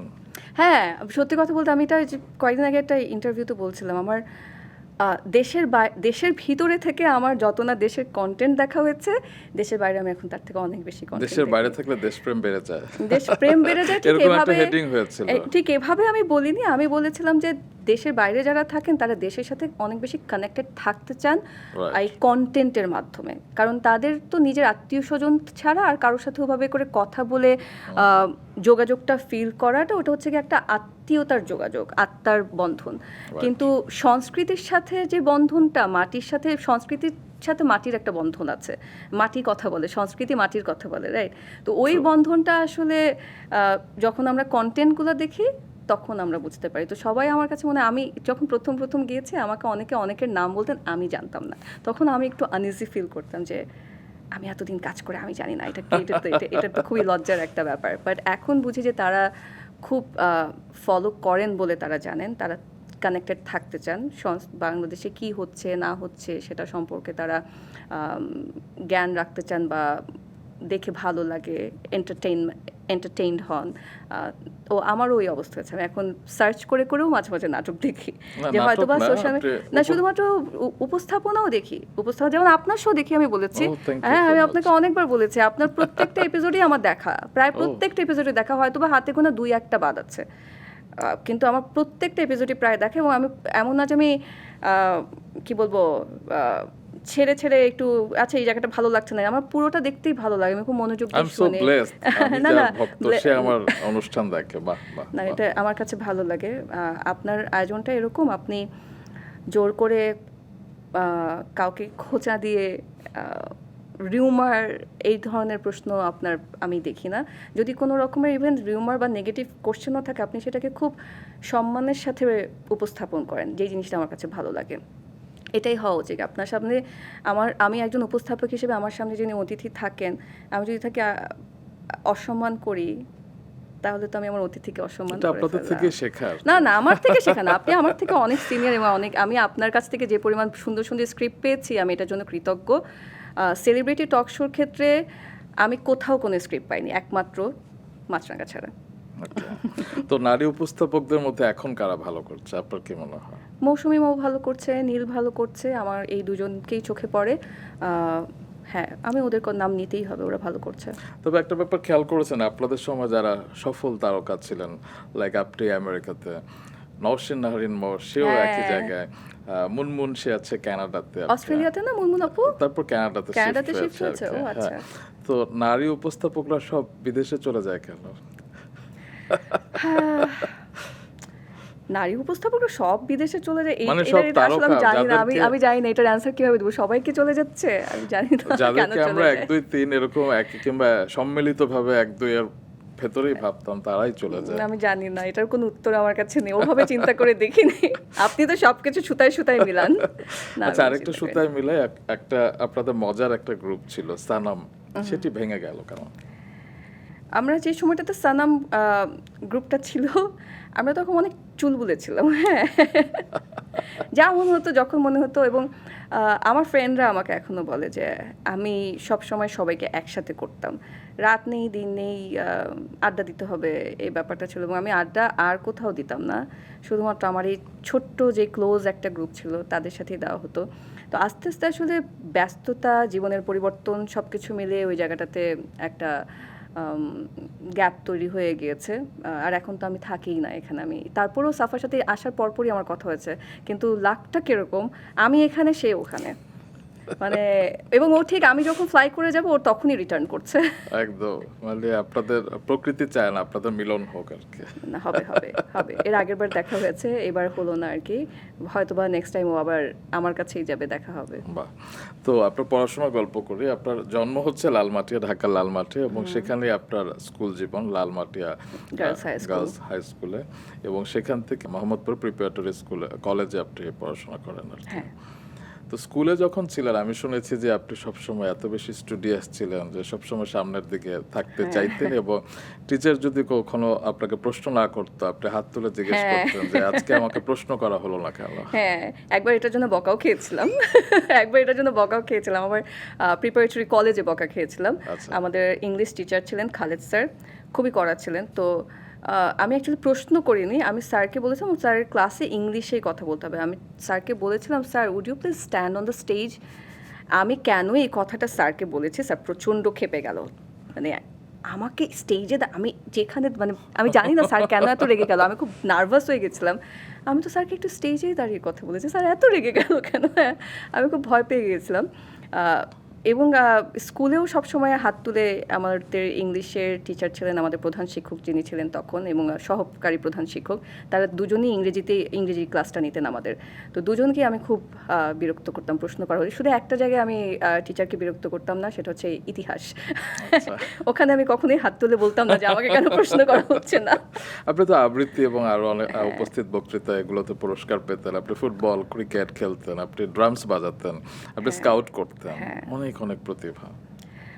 ভালো লাগতো তখন, খুব অ্যাক্টিভ থাকতে ভালো লাগতো সব কিছুতেই, মানে না পারলেও পার্টিসিপেট করতে হবে। হামনা তো গেয়েছি, হামনাতে মানে কম্পিটিশনে পার্টিসিপেট করতে হবে। গানের যদি আমাদের কোনো কালচারাল প্রোগ্রাম থাকতো, একা গান গাইতে পারি না, একটু বেসুরা গলা, কোরাসে পার্টিসিপেট করব, মানে পার্টিসিপেট করতে হবে, ওরকম একটা ব্যাপার ছিল। নাচ পারি না, আরে যতটুকু পারি একটু তাল টাল মিলিয়ে একটু নাচতে হবে, পার্টিসিপেট করলাম আর কি। ওটা ছিল ভিতরে একটা তখন হয়তো বা জানি না, মানে মনে হতো যে সব কিছুই করি। তো এবার পরিবার নিয়ে একটু শুনি। শ্রদ্ধা নাসিমা খান আপনার মা, এবং আমি শুনেছি যে আপনি ছোটবেলা থেকেই তাকে দেখেছেন যে বিভিন্ন রকম কাজে তিনি ব্যস্ত থাকতেন, এবং আপনি দেখতেন যে অনেকে তার কাছ থেকে অনেক কিছু শিখতে আসতো আর কি। একটু শুনি। হ্যাঁ, আমার একটা একাডেমি ছিল, আমার একাডেমির নাম ছিল শামসি একাডেমি, আমার ছোট বোনের নামে। তো আম্মু ওখানে সব রকমের প্রশিক্ষণ দিত, হস্তশিল্প থেকে শুরু করে যত রকমের রন্ধন শিল্প সব কিছুর প্রশিক্ষণ দিত। এবং আমাদের আম্মু একটু পর্দাশীল, তো তখনকার সময় একজন নারী উদ্যোক্তার জন্য কিন্তু পত্রিকা থেকে অনেক ইন্টারভিউ নিতে আসতো, কিন্তু আম্মু কখনোই কোনো ইন্টারভিউ দিত না। আম্মু কখনোই স্ক্রিনের সামনে আসবে, ছবি দিবে, সেটা আম্মু যেত না। কিন্তু ইভেন আফটার দ্যাট আমাদের আম্মু প্রশিক্ষণ দিত আমাদের বাসাতেই, জায়গা দিতে পারতো না আম্মু, মানে ব্যাচের পর ব্যাচ আসছে, আম্মু শেখাচ্ছে, এবং ওই ব্যস্ততার মাঝখানে থেকে আমরা বড় হয়েছি, দেখেছি যে আম্মু কীভাবে সবাইকে প্রশিক্ষণ দিচ্ছে। আম্মুর বুটিক্স ছিল, আম্মুর ডিজাইনগুলো পরে আমি ট্রেস করে দিতাম। আমি শুনেছি যে হ্যাঁ, আমি ট্রেস করে দিতাম, এবং ইন্ডিয়া থেকে তখন অনেক রকমের ক্যাটালগ আসতো, বোম্বে ক্যাটালগ নাম ছিল, আরও হার্লিস নামে ক্যাটালগ ছিল।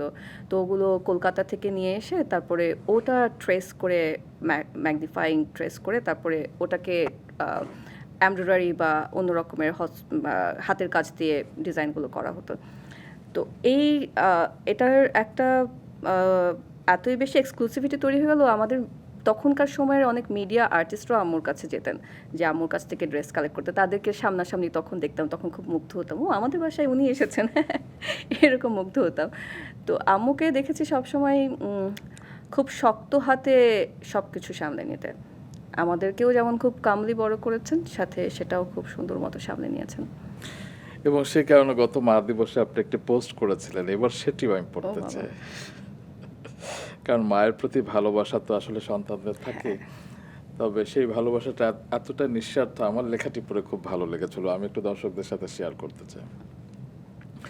ছোটবেলায় স্কুল থেকে বাসায় ফেরার পর আম্মুর আশেপাশে ঘুরঘুর করা আর অনর্গল পকর পকর করা ছিল আমার নিত্যদিনের অভ্যাস। স্কুলে কি হলো, কোন বন্ধু কি করলো, কোন টিচার কি করলো, ক্লাসে কার কি কাণ্ড, সব আম্মুকে না বলে পেটের ভাত হজম হতো না। বিশ্বাস করুন, এত বছর পর আজ এত দূরে থেকেও প্রতিদিন সকালে নাস্তা শেষ করে ভিডিও কলে আম্মুকে সব না বলা পর্যন্ত আমার দিন শুরু হয় না। মাঝে মাঝে মনে হয় ছোটবেলা থেকে আমি বোধহয় আম্মুকে সবচেয়ে বেশি জ্বালিয়েছি। মনে হয় বলাতে আবার আমার ভাই বোনেরা পাশ থেকে বলে উঠবে, মনে হয় না, এটাই সত্যি। আমাদের ভাই বোনদের মধ্যে যে দারুণ খুনসুটি আর চরম পর্যায়ের মায়ার বন্ধুত্বের সম্পর্ক, তার সবটুকু কৃতিত্ব আম্মুর। আমরা সবাই এখন অনেক বড় হয়ে গেছি, কিন্তু আজও অফিসে যাবার আগে সবার ব্রেকফাস্ট রেডি থাকে। কোনো দাওয়াতে নিজে কি পরবেন সেটা ঠিক করবার আগে আম্মু সবসময় গুছিয়ে দিত আমরা কি পরব। আজ আমি নিজেও একজন মা, তবুও যখন দেশে যাই নাতির খাবারটা পর্যন্ত আম্মু নিজে হাতে বানিয়ে দেয়, যাতে আমি একটু আরাম করতে পারি। আম্মু সবসময় বলে সব কিছু তো সবসময় একাই করো, এখন একটু আরাম করো। কিন্তু আমাকে এতদিন পর কাছে পেয়ে যে নিজে একটু আদর নেবেন, সেই অবকাশটুকুও তার নেই। আমাকে আদর করা আর আগলে রাখার মধ্যে যেন তার নিজের সবটুকু তৃপ্তি। সারাক্ষণ ফল কেটে আনা বা কী খাওয়াবেন তার আয়োজন করা, এতেই যেন তার আনন্দ। কি অদ্ভুত এক মায়া আর ভালোবাসা দিয়ে যে আল্লাহ তাআলা মাদের সৃষ্টি করেছেন। আল্লাহ তাআলা সকল মাকে নেক হায়াত দান করো। সবাইকে মা দিবসের অনেক অনেক শুভেচ্ছা।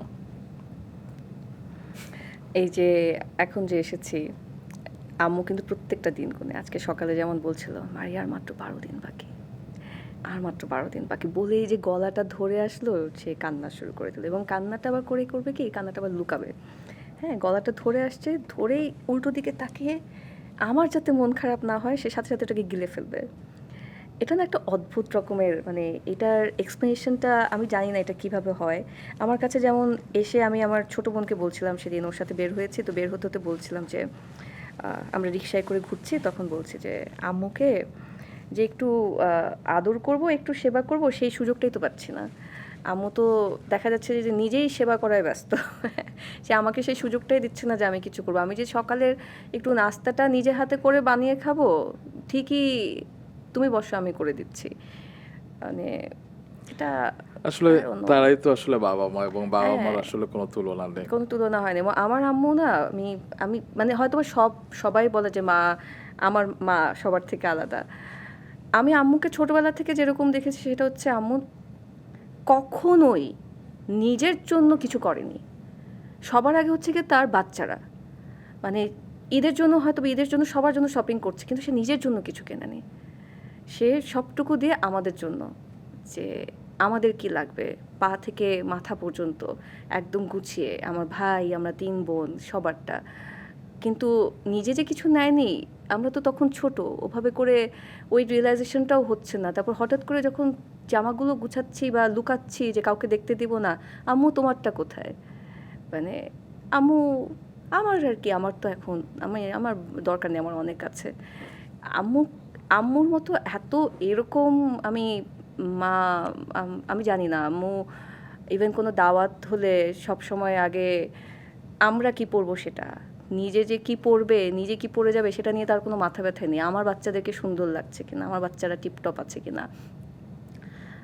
আমাদের একটা সময় এতই বেশি স্ট্রাগলিং লাইফ যাচ্ছিল, সেই সময়টুকুতে যদি আম্মু শক্ত হাতে হাল না ধরতো, আজকে আমরা পড়ালেখা করে যতটুকু যে পর্যায়ে আসতে পেরেছি সেটাই হয়তো বা হতো না।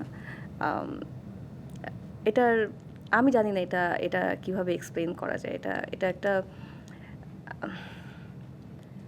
আম্মু is the best. Of course, she is of the course, best. Of course, she is the and best. আমার এখনো যখন আমি সকালে ঘুম থেকে উঠি, এটা না একদম সত্যি কথা রুমান ভাই। আমি সাইহানকে ব্রেকফাস্টটা হয়, সাইহানের ব্রেকফাস্ট বানাতে বানাতে আম্মুর সাথে ভিডিও কলে কথা বলবো, অথবা ওকে ব্রেকফাস্টটা করে টানা আম্মুর সাথে কথা বলবো। আম্মুর সাথে যদি আমি কথা না বলি, আমার মনে হয় কি আমি আজকে দিনে কি যেন একটা করি নাই। আমার খুব অস্থির লাগে, ভয়ঙ্কর অস্থির লাগে। আরেকজনের কথা স্মরণ করতে চাই, আপনার বাবার কথা, প্রয়াত আব্দুল লতিফ খান, যিনি 2023 সালে 22 ডিসেম্বর প্রয়াত হয়েছেন। একবার আপনাকে আমি জিজ্ঞেস করেছিলাম আপনার ছোটবেলার কোন স্মৃতিটা সবচেয়ে বেশি মনে পড়ে বাবার সাথে। আপনি বলেছিলেন ভোরবেলা আমরা সংসদ 2 বোন ভবনে হাঁটতে যেতাম। হাঁটতে যেতেন এবং ফুল কুড়িয়ে বাসায় হ্যাঁ, এসে ফুলের মালা গয়না বানাতেন। হ্যাঁ, মানে ঢাকায় এই ঘটনা করতে আমার মনে হয় না এটা অনেকে বিশ্বাস করবে। বাট আমাদের লালমাটি আমাদের যে বাসাটা ছিল, ওই বাসার একদম সামনেই একটা শিউলি ফুলের গাছ ছিল। তো ওখানে একদম ভোরবেলা না এত সুন্দর করে শিউলি ফুল বিছিয়ে থাকতো, মানে এটা একটা লোভই লাগতো যে ওখান থেকে ফুল কুড়িয়ে এনে বানাতে হবে। আমি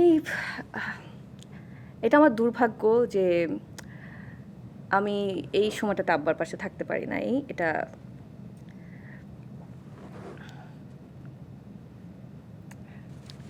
আমি জাস্ট মুভ করলাম। আমি যখন চলে গেলাম তখন আব্বা অলরেডি একটু অসুস্থ, কিন্তু আব্বার ক্যান্সার তখনও ধরা পড়েনি। আব্বার আম,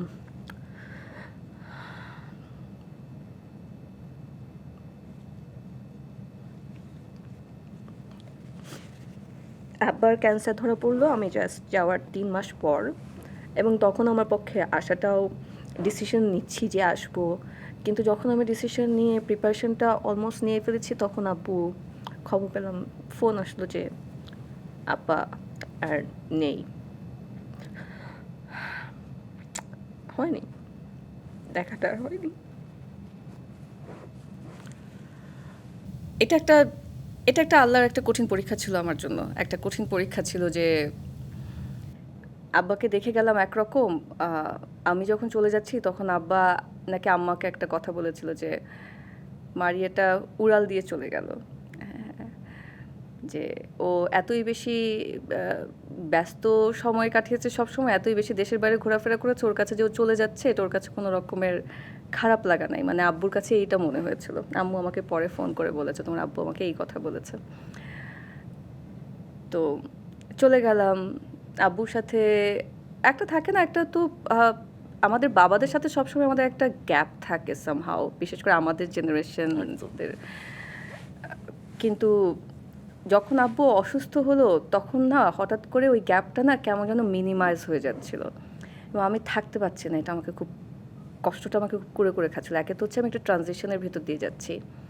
সেই ট্রানজিশনটা আমার অনেক বেশি কঠিন হয়ে গেছিলো যখন আমি এটা জানতে পারি যে ছেড়ে আসার সময় কেন বুঝিনি যে এটা এরকম কিছু হতে পারে, এরকম এই রিয়েলাইজেশনটা কেন হয়নি। ওই জিনিসগুলো অনেক বেশি কষ্ট লাগছিল। আব্বার সাথে সাইহানের অনেক খুব সুন্দর সুন্দর স্মৃতি। খুব খুব আব্বু যে দেখে যেতে পেরেছে সাইহানকে, এটা একটা সৌভাগ্য আমার, এবং সাইহানের জন্য সৌভাগ্য যে ও নানা ভাইয়ের সাথে কিছুটা হলেও সময় কাটিয়েছে এবং আব্বুর আদরটা পেয়েছে। এখন যখন বাংলাদেশে এসেছি, আব্বুর কিছু জায়গা থাকে না যে বাসার ভিতরে কিছু জায়গা, যে জায়গাগুলোতে আব্বু বসতো, যে জায়গাগুলো আব্বুর প্রিয় ছিল, সে সাথে আব্বুর আলজাইমারটা খুব বেশি বেড়ে গিয়েছিল, কিছু মনে থাকতো না, কিন্তু তারপরও আমার কথা বলতো। মারিয়াটা চলে গেল এবং ভিডিও কলে, যেই বাবা কখনো আই লাভ ইউ বলেনি, ভিডিও কলে বলতো আই লাভ ইউ মা। আলহামদুলিল্লাহ, যতটুকু আব্বুর সাথে অনেক সুন্দর সুন্দর স্মৃতি। আব্বু আমাদেরকে কাজের বাইরে নিজের কিছু রাগ, আব্বু অনেক রাগী ছিল, কিছু আবার আব্বু অনেক ইমোশনাল ছিল। ইমোশনাল মানুষদের রাগ বেশি থাকে, অনেক বেশি ইমোশনাল ছিল এবং অনেক বেশি রাগ ছিল। আব্বুকে দেখতাম সিনেমা দেখতে দেখতে টপ টপ করে চোখ দিয়ে পানি পড়তো। আব্বু এত বেশি ইমোশনাল ছিল, কোনো একটা নাটক দেখছে হয়তোবা তার চরিত্রের সাথে হয়তোবা কোনো জায়গায় সে মিল পেয়েছে, টপ টপ করে চোখ দিয়ে পানি পড়তো। তো অনেক ব্যস্ততা বা অনেক রাগের মাঝখানেও সে আব্বু চেষ্টা করতো যে আমাদের সাথে একসাথে টাইম স্পেন্ড করতে, এটা, এবং কখনোই আমাদের সাথে রাগ করে, বা আমি যেই কাজটা করছি হয়তোবা আব্বু যেহেতু অনেক রিলিজিয়াস ছিলেন, খারাপ তার নিজের মতাদর্শের সাথে অমিল থাকলেও আমার ভালো লাগছে, আমি যে ভালো করছি সেটাতেও আবার গর্ববোধ করতেন যখন আমাকে বলতেন। এটা একটা বড় পাওয়া, আলহামদুলিল্লাহ। তো বাবা যেখানে আছেন নিশ্চয়ই ভালো আছেন, এবং তার দোয়া অবশ্যই আপনার মাথার উপর সব সময় থাকবেন, আপনাদের সব ভাই বোনদের মাথার উপর থাকবেন। একটু বাবার কথার প্রসঙ্গ ধরেই আপনার কাছে জানতে চাই যে বাবা যেমন নাটক সিনেমা দেখে টপ টপ করে তার চোখ দিয়ে পানি পড়তো, আপনার ক্ষেত্রে হয়? হ্যাঁ, হয়। আমার ক্ষেত্রে হয়। প্রথমে হতো না, ইদানিং মনে হয় আরো বেশি হচ্ছে, যত সময় যাচ্ছে আরো বেশি হচ্ছে।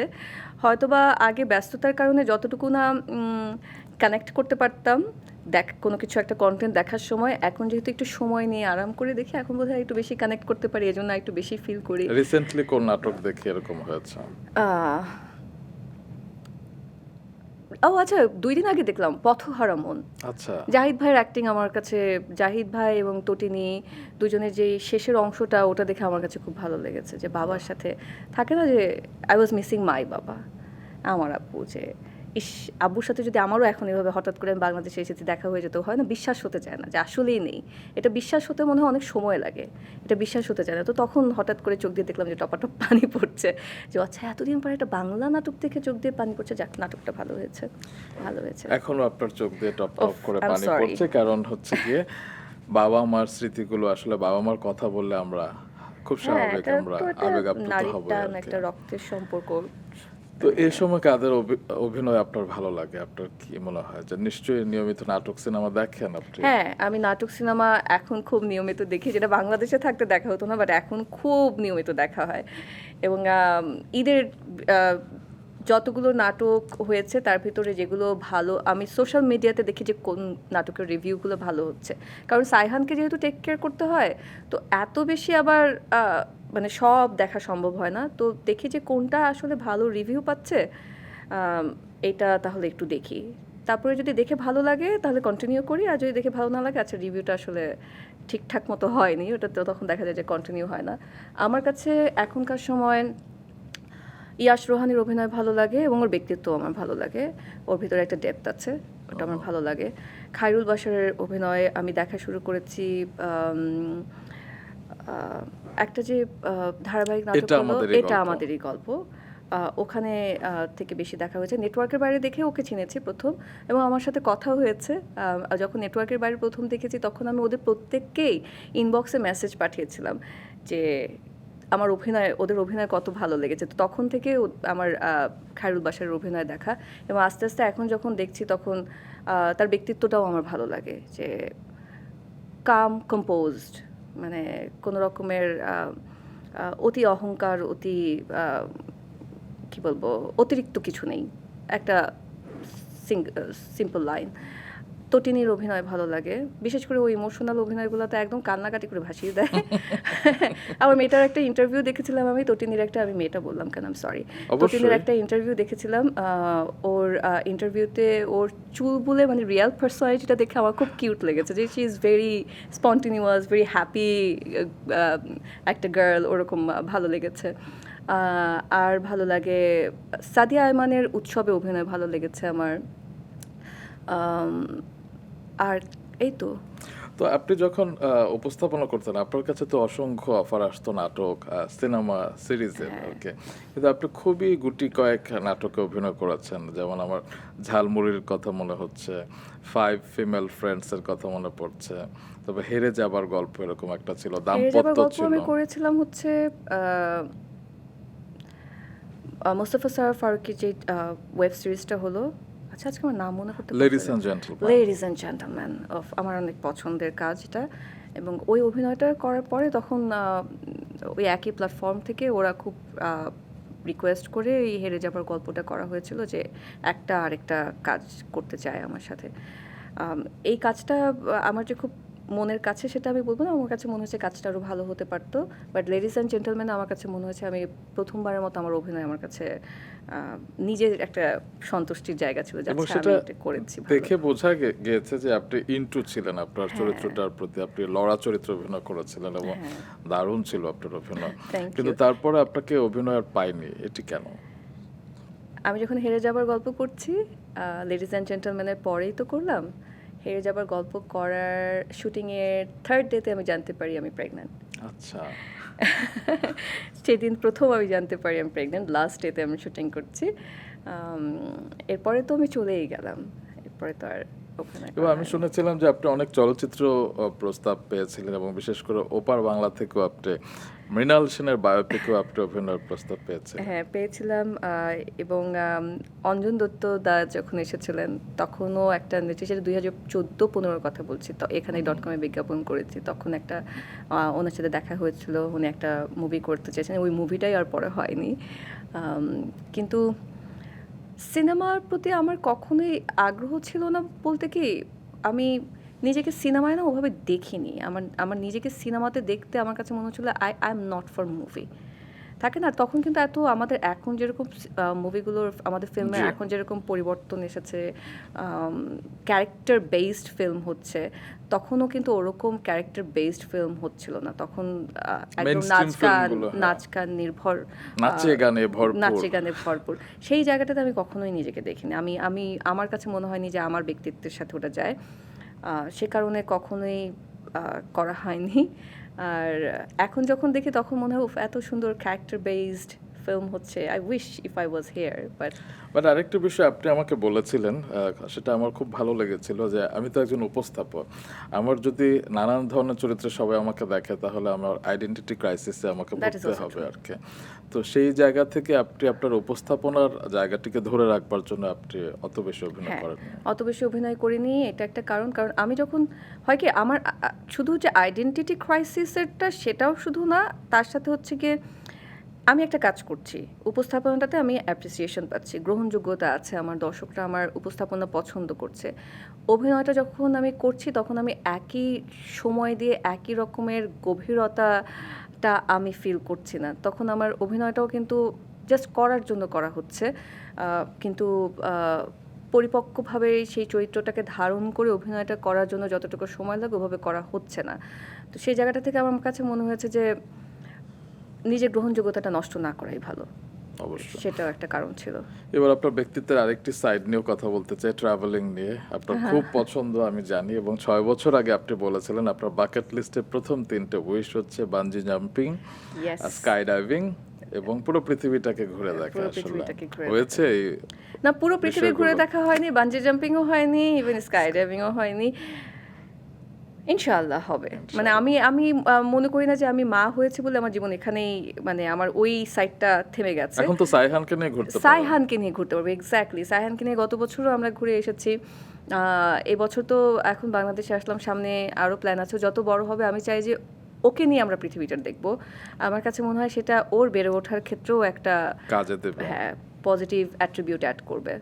এবং হয় না যে শিল্পীদের সমাজের প্রতি অনেক ধরনের দায়বদ্ধতা থাকে, তবে অনেকেই হয়তো সেটা অনুভব করেন, অনেকে করেন না। আপনার এই সাইডটা আমি জানি, যেটা অনেকে জানে না। আপনি একসময় সোশ্যাল এইড এরকম একটা হ্যাপি অ্যাকশন এইড, আমি এখন আছি, এখন যদিও দূরে আছি। আপনি গুডউইল অ্যাম্বাসাডর। গুডউইল অ্যাম্বাসেডর তাদের। এটা একটা খুবই আমার কাছে, আমি আমার বন্ধু অনেক খানের প্রতি, ছড়াকার অনেক খান, তার কাছে আমি ভীষণ কৃতজ্ঞ যে উনি আসলে আমাকে এটার সাথে যুক্ত করেছিলেন। শুধুমাত্র নারী পথ শিশুদের নিয়ে একটা সংগঠন, তাদেরকে শিক্ষা দেওয়া থেকে শুরু করে, শিক্ষার ব্যবস্থা থেকে শুরু করে হস্তশিল্প, নানাভাবে তাদেরকে প্রতিষ্ঠিত করবার একটা উদ্যোগ। এবং এটার সাথে যে আমি যুক্ত হতে পেরেছি বা যতটুকু সময় দিতে পেরেছি, আমি নিজেকে ব্লেসড মনে করি যে আল্লাহ তাআলা আমাকে ওই সুযোগটা করে দিয়েছিলেন। আই উইশ ওখান থেকেও করতে পারতাম। আমার আম্মা একটা কথা বলে, তুমি এমনভাবে মানুষের জন্য করবে যে তোমার ডান হাত দিয়ে দিলে দিলে তোমার বাঁ হাত যেন না জানে। সো যতটুকু চুপচাপ, আমি এইগুলো নিয়ে কথা বলতে চাই না। এটা আল্লাহ তাআলা উপরে আছেন, আল্লাহ তাআলা যতটুকু দেখবেন, আল্লাহ তাআলা যদি সন্তুষ্ট হন সেটাতেই আমার সন্তুষ্টি। অবশ্যই। কথা আপনি বলতে চান বা না চান, আপনার এই বৈশিষ্ট্যটি আমরা যখন জানতে পেরেছি, আমি যখন জানতে পেরেছি, ভীষণ ইন্সপায়ার্ড হয়েছে। এবং আপনার মতো করে সবাই যদি এভাবে এগিয়ে যায় আর কি, তাহলে হয়তো সমাজ এভাবে আলোকিত হবে, আরও এগিয়ে যাবে। দেখতে দেখতে আজকে পডকাস্টটা একদম শেষ মুহূর্তে চলে এসেছে। কিভাবে সময় চলে গেল আমি তো বুঝতে ও পারিনি। তাই? না, খুব কঠিন প্রশ্ন ছিল। না, খুব কঠিন প্রশ্ন ছিল না একদমই। মানে মনে হলো যে আমি আপনার ঘরে বসে খুব আরাম করে আড্ডা দিলাম। মানে একদম যদি সত্যি কথা বলি, মানে খুব ইমোশনাল একটা কানেকশন মনে হলো যে অনেক দিন পরে উই কানেক্টেড ইমোশনালি। আমার কাছে এটা মোটেও মনে হয়নি যে আমি ইন্টারভিউ দিতে বসেছি, একদমই না। একদমই না। এবং না জানি আবার কবে দেখা পাবো। যখনই আসবো আপনার সাথে আমার কথা হবে। Please please please. হবে। দর্শকদের উদ্দেশ্যে কিছু বলে যান। আহ, আমি আপনাদেরকে মিস করি। আমি অস্বীকার করব না যে আপনাদেরকে মিস করি না। আপনাদের কাছ থেকে আমার অনেক অনেক প্রাপ্তি, সেই প্রাপ্তির ঋণ কখনোই শোধ করতে পারবো না, আমি কখনোই পারবো না। এবং আমি অনেক ব্লেসড যে আপনারা আমাকে এইভাবে গ্রহণ করেছেন, এভাবে ভালোবেসেছেন। সামনের দিনগুলোতে আমি ক্যামেরার সামনে থাকি বা না থাকি, আমাকে আপনাদের দোয়ায় রাখবেন, আমি কৃতজ্ঞ থাকবো। বাহ, মারিয়া ভালো থাকবেন। সাইহান এবং আপনাদের সবার জন্য অনেক শুভকামনা রইল। Thank you so much. আমি একটু দর্শকদের কাছ থেকে বিদায় নিয়ে আসি। খ্যাতি আমাদের একজন মানুষকে দেখায়, আর গল্প আমাদের সেই মানুষটিকে চিনতে শেখায়। যদিও সবার গল্পে আলো থাকে না, স্বপ্ন থাকে না, তবে একজন মারিয়া নূরের কাছ থেকে আমি পেয়েছি একজন ইতিবাচক মানুষের আত্মবিশ্বাসী হয়ে বেঁচে থাকার গল্প, পেয়েছি জীবনের যে কোনো প্রান্ত থেকে নতুন করে স্বপ্ন দেখার প্রেরণা। আমার তো অন্যরকম একটি সময় কাটলো আজ। আপনাদের কেমন লাগলো অবশ্যই জানাবেন। আগামী শনিবার রাত 9টায় আবার দেখা হচ্ছে behind the fame with RRK পডকাস্টে। ততক্ষণ পর্যন্ত ভালো থাকুন, ভালোর সাথে থাকুন। বিদায়।